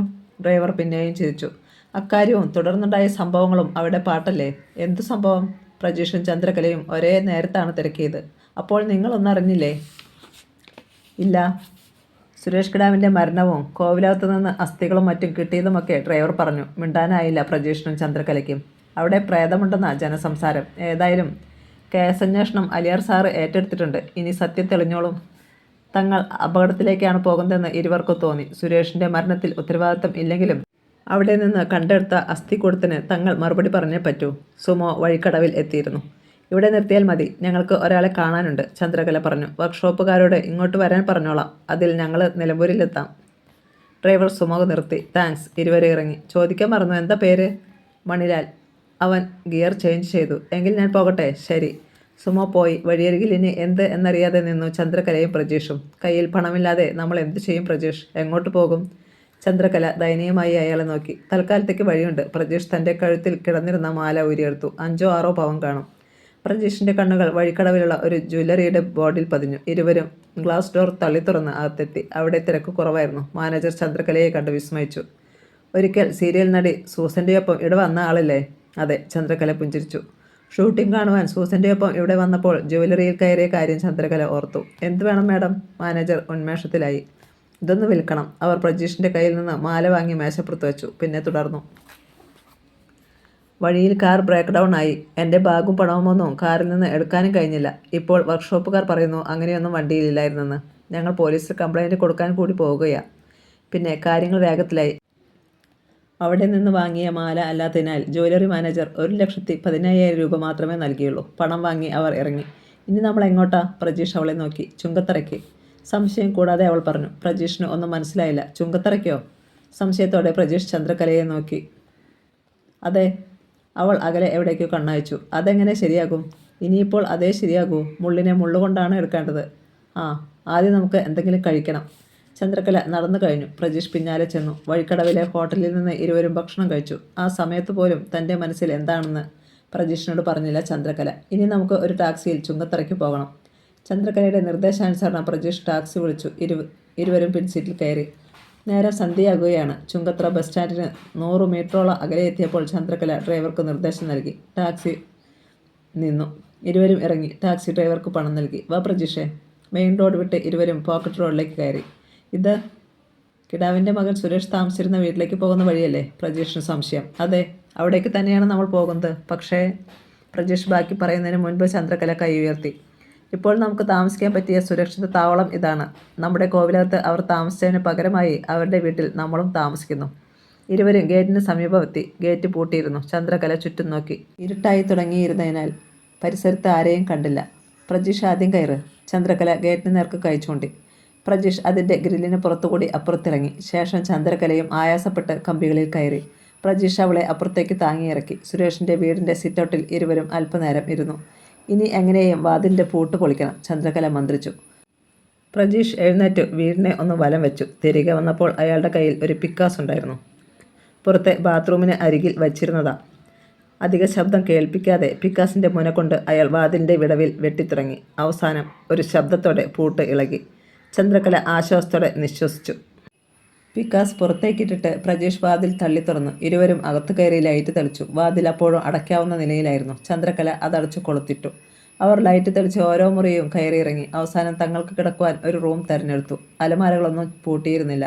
ചിലതിൽ നിറയെ ഹേമലതയുടെ ഡ്രസ്സുകളുണ്ടായിരുന്നു. അതിൽ നിന്ന് തനിക്ക് ചേരുന്ന വസ്ത്രങ്ങൾ ചന്ദ്രകല എടുത്തു. ഇനിയൊന്ന് കുളിച്ചിട്ടേയുള്ളൂ. അവൾ ബാത്റൂമിൽ കയറി. പ്രജീഷ് ഒരു സിഗരറ്റിന് തീ പിടിപ്പിച്ചുകൊണ്ട് കസേരയിലേക്കിരുന്നു. കോവിലകത്ത് നിന്ന് അണലി അക്ബറിന്റെ അസ്ഥികൂടം കണ്ടുകിട്ടിയ നിലയ്ക്ക് CI അലിയാർ തങ്ങളുടെ പിന്നാലെയാവും. ചന്ദ്രകല വിചാരിക്കുന്നത് പോലെ ഈ സമയത്ത് ഒളിച്ചു താമസിക്കുവാൻ ഇതിനേക്കാൾ പറ്റിയ ഒരിടമില്ലെന്ന് അയാൾക്കും ബോധ്യമായി. ചന്ദ്രകല കുളി കഴിഞ്ഞു വന്നു. ആദ്യം കാണുന്നത് പോലെ അയാൾ അവളെ നോക്കി. അവളുടെ ചുണ്ടിൽ ചിരിയൂറി. പോയി കുളിച്ചിട്ട് വാ മോനെ. പ്രജീഷ് കുളി കഴിഞ്ഞു വന്നു. ഇരുവരും കിടക്കയിലേക്ക് മറിഞ്ഞു. നേരം പുലർന്നു. തൻ്റെ ശിരസിന് വല്ലാത്ത ഭാരം തോന്നി MLA ശ്രീനിവാസ കിടാവിന്. സുരേഷിൻ്റെ ശവസംസ്കാരം കഴിഞ്ഞ ശേഷം അർദ്ധരാത്രി വരെ കിടാവും അനുജനും ഒന്നിച്ചിരുന്ന് മദ്യപിക്കുകയായിരുന്നു. മകൻ്റെ മരണം അത് ഇപ്പോഴും അംഗീകരിക്കുവാൻ കഴിയുന്നില്ല കിടാവിന്. അതിലെ ദുരൂഹത. ഇനി കോവിലകത്ത് പ്രേതമുണ്ടോ? ഇപ്പോൾ അങ്ങനെയൊരു തോന്നൽ കിടാവിനും ഉണ്ടായി. ജോലിക്കാരി കൊണ്ടുവന്ന കാപ്പിയുമായി സിറ്റൗട്ടിലേക്ക് ഇറങ്ങി കിടാവ്. തൻ്റെ ഭാര്യയും മരുമകളും തന്നെയാണ് കുറ്റപ്പെടുത്തുന്നതെന്ന് കിടാവ് ഓർത്തു. കാരണം കോവിലകത്ത് നിന്ന് മാറി താമസിക്കുവാൻ ഹേമലത വാശി പിടിച്ചിട്ട് സമ്മതിക്കാതിരുന്നത് താനാണല്ലോ. അടുത്ത നിമിഷം കിടാവിൻ്റെ ഫോൺ ഇരമ്പി. അയാളെടുത്ത് നോക്കി. ആ നെറ്റി ചുളിഞ്ഞു. ചുങ്കത്തറയിലെ വീട്ടിലെ ലാൻഡ് ഫോൺ നമ്പർ. ഇതെങ്ങനെ? കൂടുതൽ ചിന്തിക്കാതെ കാളെടുത്തു. അപ്പുറത്തുനിന്ന് പാമ്പ് ചീറ്റും പോലൊരു ശബ്ദം. ഞാൻ കല, ചന്ദ്രകല. MLA ശ്രീനിവാസ കിടാവ് വല്ലാതെ ഒന്ന് ഞെട്ടി. ഇവൾ എങ്ങനെ ചുങ്കത്തറയിൽ തൻ്റെ വീട്ടിൽ? ആ വിവരം ചോദിക്കും മുൻപ് വീണ്ടും ചന്ദ്രകലയുടെ ശബ്ദം കേട്ടു. സാറിപ്പോൾ വിചാരിക്കുന്നുണ്ടാവും ഞാൻ എങ്ങനെ സുരേഷിൻ്റെ വീട്ടിലെന്ന്. അല്ലാതെ പിന്നെ ഞാൻ എങ്ങോട്ട് പോകണം? എടി. ചുറ്റും നോക്കിക്കൊണ്ട് കടപ്പല്ല് ഞെരിച്ച് കിടാവ് ശബ്ദം താഴ്ത്തി. പിന്നെയും പാമ്പിൻ്റെ സീൽക്കാരൻ കണക്കെ ചന്ദ്രകലയുടെ രോഷം പൂണ്ട ശബ്ദം വന്നു. സാറിങ്ങനെ കിടന്നലറണ്ട. അതുകൊണ്ട് കാര്യമില്ല. പിന്നെ ഞാൻ എവിടേക്കാണ് പോകണമായിരുന്നു? എൻ്റെ പണവും തട്ടിപ്പറിച്ചിട്ട് ഞങ്ങളെ കൊല്ലാൻ ആളുകളെ പിന്നാലെ അയച്ചപ്പോൾ. കിടാവിന് ഉത്തരം മുട്ടി. എങ്കിലും വല്ലവിധനയും പറഞ്ഞു. നീ എന്ത് ഭാവിച്ചാടി? പലതും ഭാവിച്ചിട്ട് തന്നെ. ഉരുളയ്ക്ക് ഉപ്പേരി കണക്കെ അവളുടെ മറുപടി. കലേ. ശബ്ദം കഴിവതും മയപ്പെടുത്തി കിടാവ്. കോവിലകത്തിൻ്റെ നടുമുറ്റത്ത് നിന്ന് ഒരു അസ്ഥിപഞ്ജര പോലീസിന് കിട്ടിയിട്ടുണ്ട്. CI അലിയാർ അതിൻ്റെ പിന്നാലെയാ. നീ കുരുങ്ങും. അല്ലെങ്കിൽ എവിടെയെങ്കിലും പോയി ഒളിച്ചോ വേഗം. കുപ്പിച്ചിലുകൾ വാരിയെറിയും പോലെ ചന്ദ്രകലയുടെ ചിരി. കിടാവ് സാറേ, ഒളിക്കാൻ ഇതിനേക്കാൾ പറ്റിയ ഒരു സ്ഥലം വേറെ കിട്ടില്ല. അങ്ങനെ ഒളിവിൽ പോയപ്പോൾ പോലും നിങ്ങളയച്ച കൊലയാളികൾ പിന്തുടർന്നു വന്നു. മാത്രമല്ല. ഒന്ന് നിർത്തിയിട്ട് അവൾ തുടർന്നു. രണ്ട് കൽപ്പിച്ച് തന്നെയാ ഞാനും. ഞാൻ കുരുങ്ങിയാൽ സാറും കുരുങ്ങും. ഞാൻ കുരുക്കും. നമ്മൾ ഒന്നിച്ചു കാണിച്ച ഒരുപാട് തെറ്റുകളുണ്ട് അറിയാമല്ലോ. നിങ്ങൾ എൻ്റെ ഭർത്താവിനെ കൊന്നതടക്കം. നിങ്ങൾ എൻ്റെ കൂടെ കിടപ്പറ പങ്കിട്ടതുവരെ അതൊക്കെ ഞാൻ ടേപ്പ് ചെയ്ത് പെൻഡ്രൈവിൽ സൂക്ഷിച്ചിട്ടുണ്ട്. എന്നെ ഒറ്റയ്ക്ക് ഇരുമ്പഴിക്കുള്ളിൽ ആക്കുവാൻ ശ്രമിച്ചാൽ ഒപ്പം സാറും ഉണ്ടാകും. എൻ്റെ കയ്യിലിരിക്കുന്ന ക്ലിപ്പിങ്ങുകൾ ഞാൻ സോഷ്യൽ മീഡിയയിലിടും. നിങ്ങളുടെ രാഷ്ട്രീയ ഭാവിയും കുടുംബ ഭദ്രതയും ഐസ് പോലെ അലിഞ്ഞില്ലാതെയാകും. അല്ലെങ്കിൽ ഞാൻ പറയുന്നത് പോലെ നിങ്ങൾ ചെയ്യണം. ശ്രീനിവാസ കിടാവ് വിവശനായി. തൻ്റെ ഭാര്യ രേണുകയെങ്ങാനും ഇതൊക്കെ അറിഞ്ഞാൽ അതോടെ തീർന്നു എല്ലാം. കിടാവ് വേഗം മുറ്റത്തേക്കിറങ്ങി കുറച്ചകലേക്ക് മാറി നിന്ന് തിരക്കി. നിനക്കിപ്പോൾ എന്തു വേണം? വേണ്ടത് രണ്ട് കാര്യങ്ങൾ. എനിക്ക് ഇവിടെ തന്നെ താമസിക്കണം. പിന്നെ നിങ്ങൾ പിന്നാലെ വിട്ട് തട്ടിയെടുത്ത എൻ്റെ പണം. ഒറ്റ രൂപ കുറയാതെ 10 കോടിയും. കിടാവിൻ്റെ സിരകളിൽ രോഷം പുകഞ്ഞു. നീ ശരിക്ക് ചിന്തിച്ചിട്ടാണോ ഈ പറയുന്നത്? അതെ. ശരി, ഞാൻ വിളിക്കാം. കിടാവ് കാൾ മുറിച്ചു. തൻ്റെ കഴുത്തിൽ ചുറ്റിയ രാജവെമ്പാലയാണ് ചന്ദ്രകലയെന്ന് അയാൾക്ക് തോന്നി. അവളെ നശിപ്പിക്കണം എത്രയും വേഗം. ആരും സംശയിക്കാത്ത തരത്തിൽ. ഡെഡ് ബോഡി തൻ്റെ ഫാം ഹൗസിൽ വാഴകൾക്ക് വളമാകണം. ആ ചിന്തയോടെ കിടാവ് പരിന്ത് റഷീദിനെ വിളിച്ചു. നീ എവിടെയാടാ? ഇപ്പോൾ വഴിക്കടവിലുണ്ട്. എങ്കിൽ വേഗം ചുങ്കത്തറയ്ക്ക് വാ. കാര്യമെന്താ സാറേ? ഒക്കെ പറയാം. നിനക്ക് പറ്റിയ 4-5 പേരെ കൂടി ഒപ്പം കൊണ്ടുപോരെ. പരിന്ത് സമ്മതിച്ചു. ആ സമയം ചുങ്കത്തറയിലെ വീട്ടിൽ റിസീവർ ക്രാഡിലിൽ വെച്ചിട്ട് പ്രജീഷിനെ നോക്കി ചിരിക്കുകയായിരുന്നു ചന്ദ്രകല. അയാൾ ഇടയ്ക്ക് കാലുമാറുമോ? പ്രജീഷിന് സംശയം. സാധ്യത കുറവാണ്. ഇപ്പോൾ തന്നെ ശരിക്ക് ഭയந்தாയി എനിക്ക് തോന്നുന്നു. സൂക്ഷിക്കണം. അയാൾ രാഷ്ട്രീയക്കാരനാണ്. പ്രജീഷ് മുന്നറിയിപ്പ് നൽകി. നമുക്ക് നോക്കാം. പ്രജീഷ് എഴുന്നേറ്റു. ഞാൻ ഈ വീടൊന്ന് അരിച്ചു പെറുക്കാൻ പോകുകയാ. വല്ല സ്വർണമോ മറ്റോ പൂഴ്ത്തി വെച്ചിട്ടുണ്ടെങ്കിലോ? അയാൾ മുറിവിട്ട് പുറത്തിറങ്ങി. തൻ്റെ ക്വാർട്ടേഴ്സിലായിരുന്നു CI അലിയാർ. ഒരു കോൺസ്റ്റബിളിനെ വിട്ട് വാങ്ങിപ്പിച്ച ബ്രേക്ക്ഫാസ്റ്റ് കഴിക്കുവാൻ തയ്യാറെടുക്കുകയായിരുന്നു അയാൾ. അടുത്ത നിമിഷം ഫോൺ ഇരമ്പി. സൈബർ സെല്ലിലെ ദാസപ്പനാണ് വിളിക്കുന്നത് എന്നറിഞ്ഞു. പറയൂ ദാസപ്പ. അലിയാർ ഫോൺ കാതിലമർത്തി. സാർ, ഇപ്പോൾ ചന്ദ്രകല കിടാവ് സാറിനെ വിളിച്ചിരുന്നു. അലിയാർക്ക് ഉത്സാഹമായി. അവർ തമ്മിൽ സംസാരിച്ചതെന്താ? ദാസപ്പൻ ഒന്നും വിട്ടുപോകാതെ പറഞ്ഞു. അലിയാരുടെ കണ്ണുകളിൽ ഒരു തിളക്കം വന്നു. അപ്പോൾ ചന്ദ്രകലയും പ്രജീഷും ചുങ്കത്തറയിലെ സുരേഷിൻ്റെ വീട്ടിലുണ്ട്. ബ്രേക്ക്ഫാസ്റ്റ് ഇരുന്ന പാത്രം തള്ളി നീക്കിക്കൊണ്ട് അലിയാർ ചാടി എഴുന്നേറ്റു. സാർ കഴിക്കുന്നില്ലേ? എല്ലാം നോക്കി നിന്ന പോലീസുകാരന് സന്ദേഹം. മറുപടി നൽകിയില്ല അലിയാർ. പകരം അയാൾ സ്റ്റേഷനിലേക്ക് വിളിച്ചു. SI സുകേഷിനെ കിട്ടി. സാർ. സുകേഷിൻ്റെ ഒച്ച. ഞാൻ 15 മിനിറ്റിനുള്ളിൽ അങ്ങ് എത്തും സുകേഷേ. താനും 2-3 പോലീസുകാരും റെഡിയായി നിൽക്കുക. അത്രമാത്രം പറഞ്ഞിട്ട് അലിയാർ വേഗം യൂണിഫോം ധരിച്ചു. ഡ്രൈവറെ മാറ്റിയിട്ട് ബൊലേറോയുടെ ഡ്രൈവിംഗ് സീറ്റിൽ കയറി മിന്നൽ വേഗത്തിൽ ആ പോലീസ് വാഹനം ഗേറ്റ് കടന്ന് പുറത്തേക്ക് പാഞ്ഞു. സുരേഷ് കിടാവിൻ്റെ വീടിൻ്റെ ഓരോ മുറിയിലും ശരിക്ക് പരിശോധന നടത്തി പ്രജീഷ്. അലമാരകൾ കുത്തിത്തുറന്നു വരെ അന്വേഷിച്ചു. പക്ഷേ ഒന്നും കിട്ടിയില്ല. പെട്ടെന്ന് പ്രജീഷിൻ്റെ കണ്ണുകൾ ഒരു മുറിയുടെ നടുവിൽ കിടക്കുന്ന ചതുരപ്പെട്ടി പോലെയുള്ള ടീപ്പോയിൽ തറഞ്ഞു. അയാളത് തുറന്ന് അടപ്പ് മുകളിലേക്ക് ഉയർത്തി. പെട്ടെന്ന് ആശ്ചര്യസൂചകമായ ഒരു ശബ്ദം അയാളിൽ നിന്നുണ്ടായി. കലേ! അവിടെ നിന്നുകൊണ്ട് പ്രജീഷ് വിളിച്ചു. ദേ വരുന്നു. ചന്ദ്രകല ഓടിയെത്തി. ഇത് നോക്കിയേ. അയാൾ ടീപ്പോയ്ക്കുള്ളിലേക്ക് കഴിച്ചുകൊണ്ടി. ചന്ദ്രകലയുടെ മിഴികൾ വല്ലാതെ വെട്ടി. അതിനുള്ളിൽ ഒരു ലെതർ ബോക്സ്. തങ്ങൾ മായാറിലേക്ക് പണം കൊണ്ടുപോയ അതേ ബോക്സ്. അതെടുക്ക് പ്രജീഷ്. പ്രജീഷ് പെട്ടി താങ്ങിയെടുത്ത് തറയിൽ വെച്ചു. തുറക്ക്. പെട്ടി തുറന്നു നോക്കിയ പ്രജീഷിൻ്റെ കണ്ണുകൾ അവിടെ തന്നെ തറഞ്ഞു നിന്നു. തങ്ങളുടെ പണം അത് അടുക്കി വെച്ച അതേ നിലയിലുണ്ട്. ചന്ദ്രകലയ്ക്ക് സന്തോഷം കൊണ്ട് തുള്ളിച്ചാടണമെന്ന് തോന്നി. Nilambur police station. CI അലിയാരുടെ ബൊലോറോ അങ്ങെത്തി. SI സുകേഷും 3 പോലീസുകാരും കാത്തു നിന്നിരുന്നു. അലിയാർ വിൻഡോയുടെ ഭാഗത്തുകൂടി തല പുറത്തേക്ക് നീട്ടി. വനിതാ കോൺസ്റ്റബിൾസ് ആരെങ്കിലും ഉണ്ടോ സുകേഷേ? മേരിക്കുട്ടിയുണ്ട് സാർ. വിളിക്ക്. മേരിക്കുട്ടിയും വന്നു. വേഗം കയറിക്കോ. എല്ലാവരും ബൊലോറയിൽ കയറി. ബൊലോറോ റോഡിലേക്ക് പാഞ്ഞിറങ്ങി. MLA ശ്രീനിവാസക്കിടാവ് അസ്വസ്ഥനായി പുൽത്തകടിയിലൂടെ അങ്ങിങ്ങ് നടന്നു. പെട്ടെന്ന് പരിന്ത് റഷീദിൻ്റെ കാൾ വന്നു. ഞങ്ങൾ ചുങ്കത്തറയിലെത്തി സാറേ. കയ്യിൽ കിട്ടുമ്പോൾ തന്നെ തീർത്തേക്കട്ടെ രണ്ടിനെ. തീർത്തേര്. പിന്നെ ആ വീട്ടിൽ പണമടങ്ങിയ പെട്ടി ഉണ്ടോ എന്ന് നോക്കണം. സുരേഷിനെയാണല്ലോ നിങ്ങളത് സൂക്ഷിക്കാൻ ഏൽപ്പിച്ചത്? അതെ സാർ. എങ്കിൽ വേഗം ചെല്ല്. നിന്റെ അടുത്ത കോൾ ഞാൻ പ്രതീക്ഷിക്കുകയാണ്. അവർ 2 പേരും മരിച്ചു എന്നുള്ള കോള്. അങ്ങനെ നടന്നിരിക്കും സാർ. പരിന്ത് സമ്മതിച്ചു. നിങ്ങളിപ്പോൾ എത്ര പേരുണ്ട്? ഞാനടക്കം 5 പേർ. നല്ലത്. അവരുടെ നിലവിളി പോലും ആരും കേൾക്കാൻ ഇടയാകരുത്. ഒരിക്കലുമില്ല സാർ. 5 മിനിറ്റ് കഴിഞ്ഞപ്പോൾ പരിന്ത് റഷീദും സംഘവും സുരേഷ് കിടാവിൻ്റെ ഗേറ്റിനരികിലെത്തി. ഡ്രൈവർ ഒഴികെയുള്ളവർ വണ്ടിയിൽ നിന്ന് ചാടിയിറങ്ങി. ഗേറ്റ് പൂട്ടിയിരിക്കുകയാണ്. കെട്ടിടത്തിൻ്റെ മുൻവാതിൽ തുറന്നു കിടക്കുന്നത് കണ്ടു. ചാടിക്കടന്നോ? നമുക്ക് സമയം കളയാനില്ല. പരിന്ത് മറ്റുള്ളവരെ നോക്കി. നിമിഷത്തിനുള്ളിൽ 5 പേരും ഗേറ്റ് ചാടിക്കടന്നു. ഇര തേടുന്ന പുലികളെപ്പോലെ അവർ തുറന്നു കിടന്നിരുന്ന വാതിൽ വഴി അകത്തേക്ക് പാഞ്ഞു കയറി. ഒരിടത്തും ഒച്ചയോ അനക്കമോ ഇല്ല. ഓരോ മുറിയും അവർ പരിശോധിച്ചു. ചന്ദ്രകലയും പ്രജീഷുമില്ല. എന്നാൽ അവിടെ ആൾപെരുമാറ്റം ഉണ്ടായിരുന്നതിൻ്റെ ലക്ഷണങ്ങൾ കണ്ടു. പരിന്ത് MLA കിടാവിനെ വിളിച്ച് വിവരം നൽകി. വിടരുത് പരിന്തേ അവരെ. അധിക ദൂരമൊന്നും പോയി കാണാനിടയില്ല. തപ്പിപ്പിടിച്ച് കൊന്നു തള്ള്. കിടാവിന് തിടുക്കമായി. പിന്നെ പണമടങ്ങിയ ആ പെട്ടി കണ്ടോടാ? ഇല്ല സാർ. പക്ഷേ അലമാരകളെല്ലാം തുറന്നു കിടക്കുന്ന നിലയിലാണ്. എങ്കിൽ നിങ്ങൾ ഇറങ്ങിക്കോ. ശരി സാർ. പരിന്ത് തിരിഞ്ഞു ഒപ്പം വന്നവരെ നോക്കി. വരിൻ. ഇന്ന് നമ്മൾ ചന്ദ്രകലയെയും പ്രജീഷിനെയും തീർത്തിരിക്കും. എന്നാൽ മുൻവാതിൽ വഴി സിറ്റൗട്ടിലേക്ക് ഇറങ്ങിയ പരിന്തും സംഘവും നടുങ്ങിപ്പോയി. തൊട്ടു മുന്നിൽ CI അലിയാരുടെ കത്തുന്ന മുഖം. പിന്നിൽ പോലീസുകാർ. തിരിഞ്ഞ് വീടിനുള്ളിലേക്ക് ഓടിയാലോ എന്ന് പരിന്ത് റഷീദ് ഒരു നിമിഷം ചിന്തിച്ചു. അയാൾ ഒപ്പമുള്ളവർക്ക് നേരെ കണ്ണയച്ചു. അവരും പതറി നിൽക്കുന്നു. തൊട്ടു മുന്നിൽ അപ്രതീക്ഷിതമായി പരിന്തിനെ കണ്ടതിൻ്റെ അമ്പരപ്പിലായിരുന്നു CI അലിയാരും. എത്രയോ ദിവസങ്ങളായി താൻ ഇവനെ തപ്പിക്കൊണ്ടിരിക്കുന്നു. മാത്രമല്ല ചന്ദ്രകലയെയും പ്രജീഷിനെയുമാണ് താനിവിടെ കരുതിയത്. ഓടിക്കോടാ. തൻ്റെ അനുചരന്മാരോട് പറഞ്ഞുകൊണ്ട് പരിന്ത് വീടിനുള്ളിലേക്ക് ഓടുവാൻ ഭാവിച്ചു. Stop, don't move. അടുത്ത നിമിഷം അലിയാർ ഗർജിച്ചു. പരിന്തേ, നിന്റെ ഡെഡ് ബോഡി കിട്ടിയാലും മതി എനിക്ക്. ഓടുവാനാഞ്ഞ പരിന്തിൻ്റെ കാലുകൾ പൊടുന്നനെ നിശ്ചലമായി. അലിയാരുടെ റിവോൾവർ തൻ്റെ നേരെ ചൂണ്ടപ്പെട്ടിരിക്കുന്നു. അലിയാർ SI സുകേഷിന് പോലീസുകാർക്ക് നിർദ്ദേശം നൽകി. അറസ്റ്റ്. നിമിഷത്തിനുള്ളിൽ പരിന്ത് റഷീദ് അടക്കം 5 പേരും പോലീസ് കസ്റ്റഡിയിലായി. രാവിലെ ആ വീട്ടിൽ പോലീസ് വാഹനം കണ്ട് സമീപവാസികൾ ഗേറ്റിങ്കൽ എത്തിക്കഴിഞ്ഞിരുന്നു. ചന്ദ്രകലയും പ്രജീഷും എവിടെ? അലിയാർ കൈയിൽ നീട്ടി പരിന്തിൻ്റെ താടിയിലൊന്ന് തട്ടി. അറിയില്ല സാർ. പരിന്ത് തലകുനിച്ചു.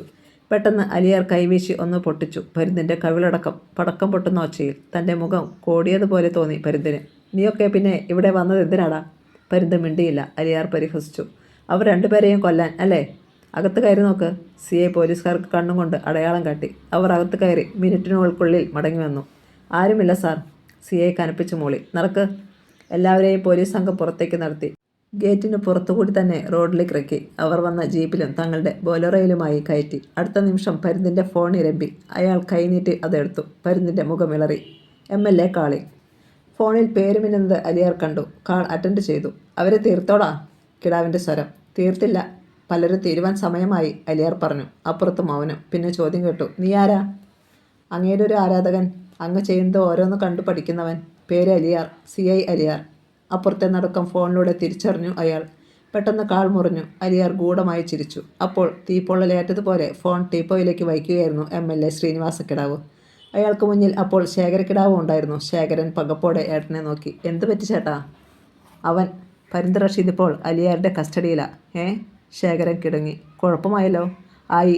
പരിന്തു തുറക്കരുത്. തുറന്നാൽ ഒരുപാട് സത്യങ്ങൾ അവൻ വിളിച്ചു പറയും. അത് പാടില്ല. എന്ത് ചെയ്യും നമ്മൾ? അതിന് പെട്ടെന്നൊരു മറുപടി നൽകാൻ കഴിഞ്ഞില്ല കിടാവിന്. Nilambur police station. ഇരച്ചു വന്ന ബൊലോറയും പരിന്തിൻ്റെ ജീപ്പും അവിടെ ബ്രേക്കിട്ടു. ഇങ്ങോട്ട് ഇറങ്ങടാ. പോലീസ് സംഘം പരിന്തിനെയും അനുജരെയും വലിച്ചിറക്കി. അവർ സെല്ലിനുള്ളിലായി. CI അലിയാർ തൻ്റെ തൊപ്പിയെടുത്ത് ടേബിളിന് പുറത്തു വെച്ചു. ശേഷം കൈവിരലുകൾ ഒന്ന് മടക്കി. മരക്കൊമ്പ് ഒടിയുന്നതുപോലെ ഞൊട്ടകൾ കേട്ടു. പുറത്തെ തട്ടുകടയിൽ നിന്ന് ഒരു ചായ വരുത്തി കഴിച്ചു. തുടർന്ന് ബസർ അമർത്തി. ഹാഫ് ഡോർ കടന്നു വന്ന ഒരു പോലീസ് കോൺസ്റ്റബിൾ അറ്റൻഷനായി. സാർ. പരുന്തിനെ പിന്നിലെ മുറിയിലേക്ക് കൊണ്ടുവരൂ സാർ. അയാൾ പോയി. 2 മിനിറ്റ് കഴിഞ്ഞ് അലിയാർ അവിടേക്ക് ചെന്നു. SI സുകേഷിനും പോലീസുകാർക്കും ഇടയിൽ പരുന്ത് റഷീദ്. അലിയാർ തൻ്റെ വാച്ച് അഴിച്ച് ഒരു കോൺസ്റ്റബിളിനെ ഏൽപ്പിച്ചു. തലകുനിച്ച് നിന്നിരുന്ന പരുന്ത് പെട്ടെന്ന് മുഖമുയർത്തി. സാറേ, എന്നെ തല്ലാനാണ് ഭാവമെങ്കിൽ അത് വേണ്ട. അയാളുടെ കണ്ണുകൾ കത്തി. സാറിന് പണി കിട്ടുമേ. അലിയാരുടെ ഭാവം മാറി. മിന്നൽ വേഗത്തിൽ മുന്നോട്ട് കുതിച്ചതും കൈച്ചുരുട്ടി ഒറ്റയിടി പരുന്തിൻ്റെ നെഞ്ചിന് മധ്യത്തിൽ. അടിയുടെ ആഘാതത്തിൽ പരുന്ത് റഷീദ് വില്ലുപോലെ മുന്നോട്ട് വളഞ്ഞു. ഒപ്പം പിറകിലേക്ക് നിരങ്ങി ഭിത്തിയിൽ ചെന്നിടിച്ചു. അയാൾക്ക് ശ്വാസം മുട്ടി. നീയൊക്കെ എനിക്ക് 2 തവണ പണി തന്നതല്ലേടാ, എന്നിട്ടും ഞാൻ ജീവനോടെ ഇരിക്കുന്നില്ലേ? പടച്ചവൻ തലയോട്ടിയിൽ എന്ത് വരച്ചിട്ടുണ്ടോ അത് തന്നെ നടക്കും. നിന്നെ പോലെയുള്ള ക്രിമിനലുകളെ തീർക്കാനായിരിക്കും എൻ്റെ ശിരസിൽ കുറിച്ചിട്ടിരിക്കുന്നത്. CI അലിയാർ പരുന്തിൻ്റെ തലമുടിയിൽ കുത്തിപ്പിടിച്ചുയർത്തി. പിന്നെ വലത് കൈയുടെ അകവും പുറവും വീശി തുരുതുരെ അടിച്ചു.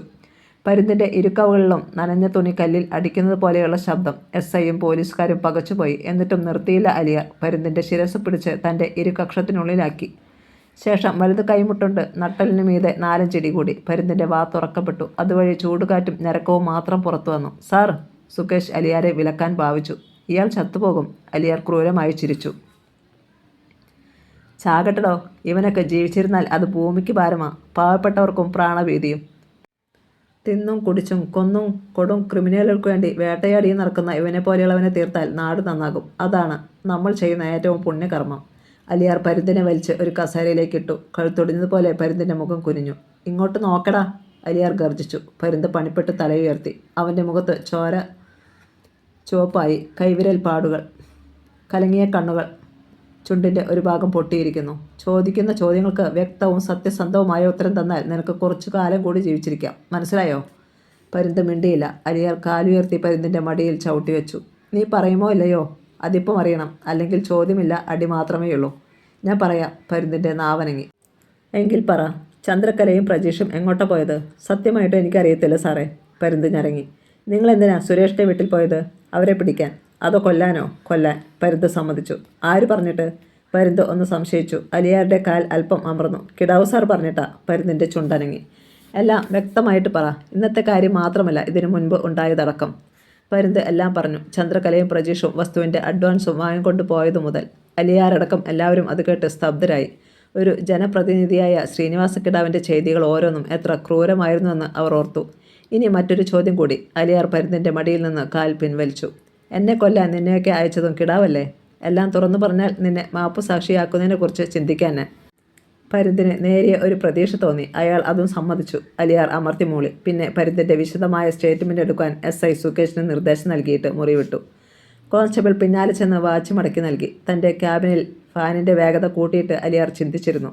ഒരു MLAയെ അറസ്റ്റ് ചെയ്യണമെങ്കിൽ സ്പീക്കറുടെ സമ്മതം വാങ്ങണം. അത് അത്ര വേഗം കിട്ടുമെന്ന് തോന്നുന്നില്ല. SP ഷാജഹാൻ സാറിൻ്റെ സഹായത്തോടെയേ അതിന് കഴിയൂ. പിന്നെ ചന്ദ്രകലയും പ്രജീഷും. ചുങ്കത്തറയിലെ കിടാവിൻ്റെ വീട്ടിൽ നിന്ന് 10 കോടി രൂപ അവർക്ക് കിട്ടിയിട്ടുണ്ടെങ്കിൽ അത്ര പെട്ടെന്ന് അവരെ പിടിക്കാൻ കഴിയില്ല. പെട്ടെന്ന് സ്റ്റേഷന് മുന്നിൽ ഒരു കാർ വന്നു നിന്നു. അതിൽ നിന്ന് MLA ശ്രീനിവാസ കിടാവും അനുജൻ ശേഖര കിടാവും ഇറങ്ങി. സെൻട്രി അവരെ കണ്ട് ഭവ്യതയോടെ ചിരിച്ചു. CI ഉണ്ടോ? കിടാവ് അയാളെ നോക്കി. ഉണ്ട് സാർ. അമർത്തി മൂളിക്കൊണ്ട് കിടാവ് അകത്തേക്ക് കയറി. അത് കണ്ട പോലീസുകാർ ഭവ്യതയോടെ എഴുന്നേറ്റു. കിടാവ് CIയുടെ ക്യാബിനിൻ്റെ ഹാഫ് ഡോർ തട്ടി. യെസ്. അകത്തുനിന്ന് ശബ്ദം കേട്ടു. കിടാക്കന്മാർ അകത്തേക്ക് കാൽ വെച്ചു. 6 കണ്ണുകൾ അസ്ത്രങ്ങൾ പോലെ പരസ്പരം കൊരുത്തു. കഥ തുടരും.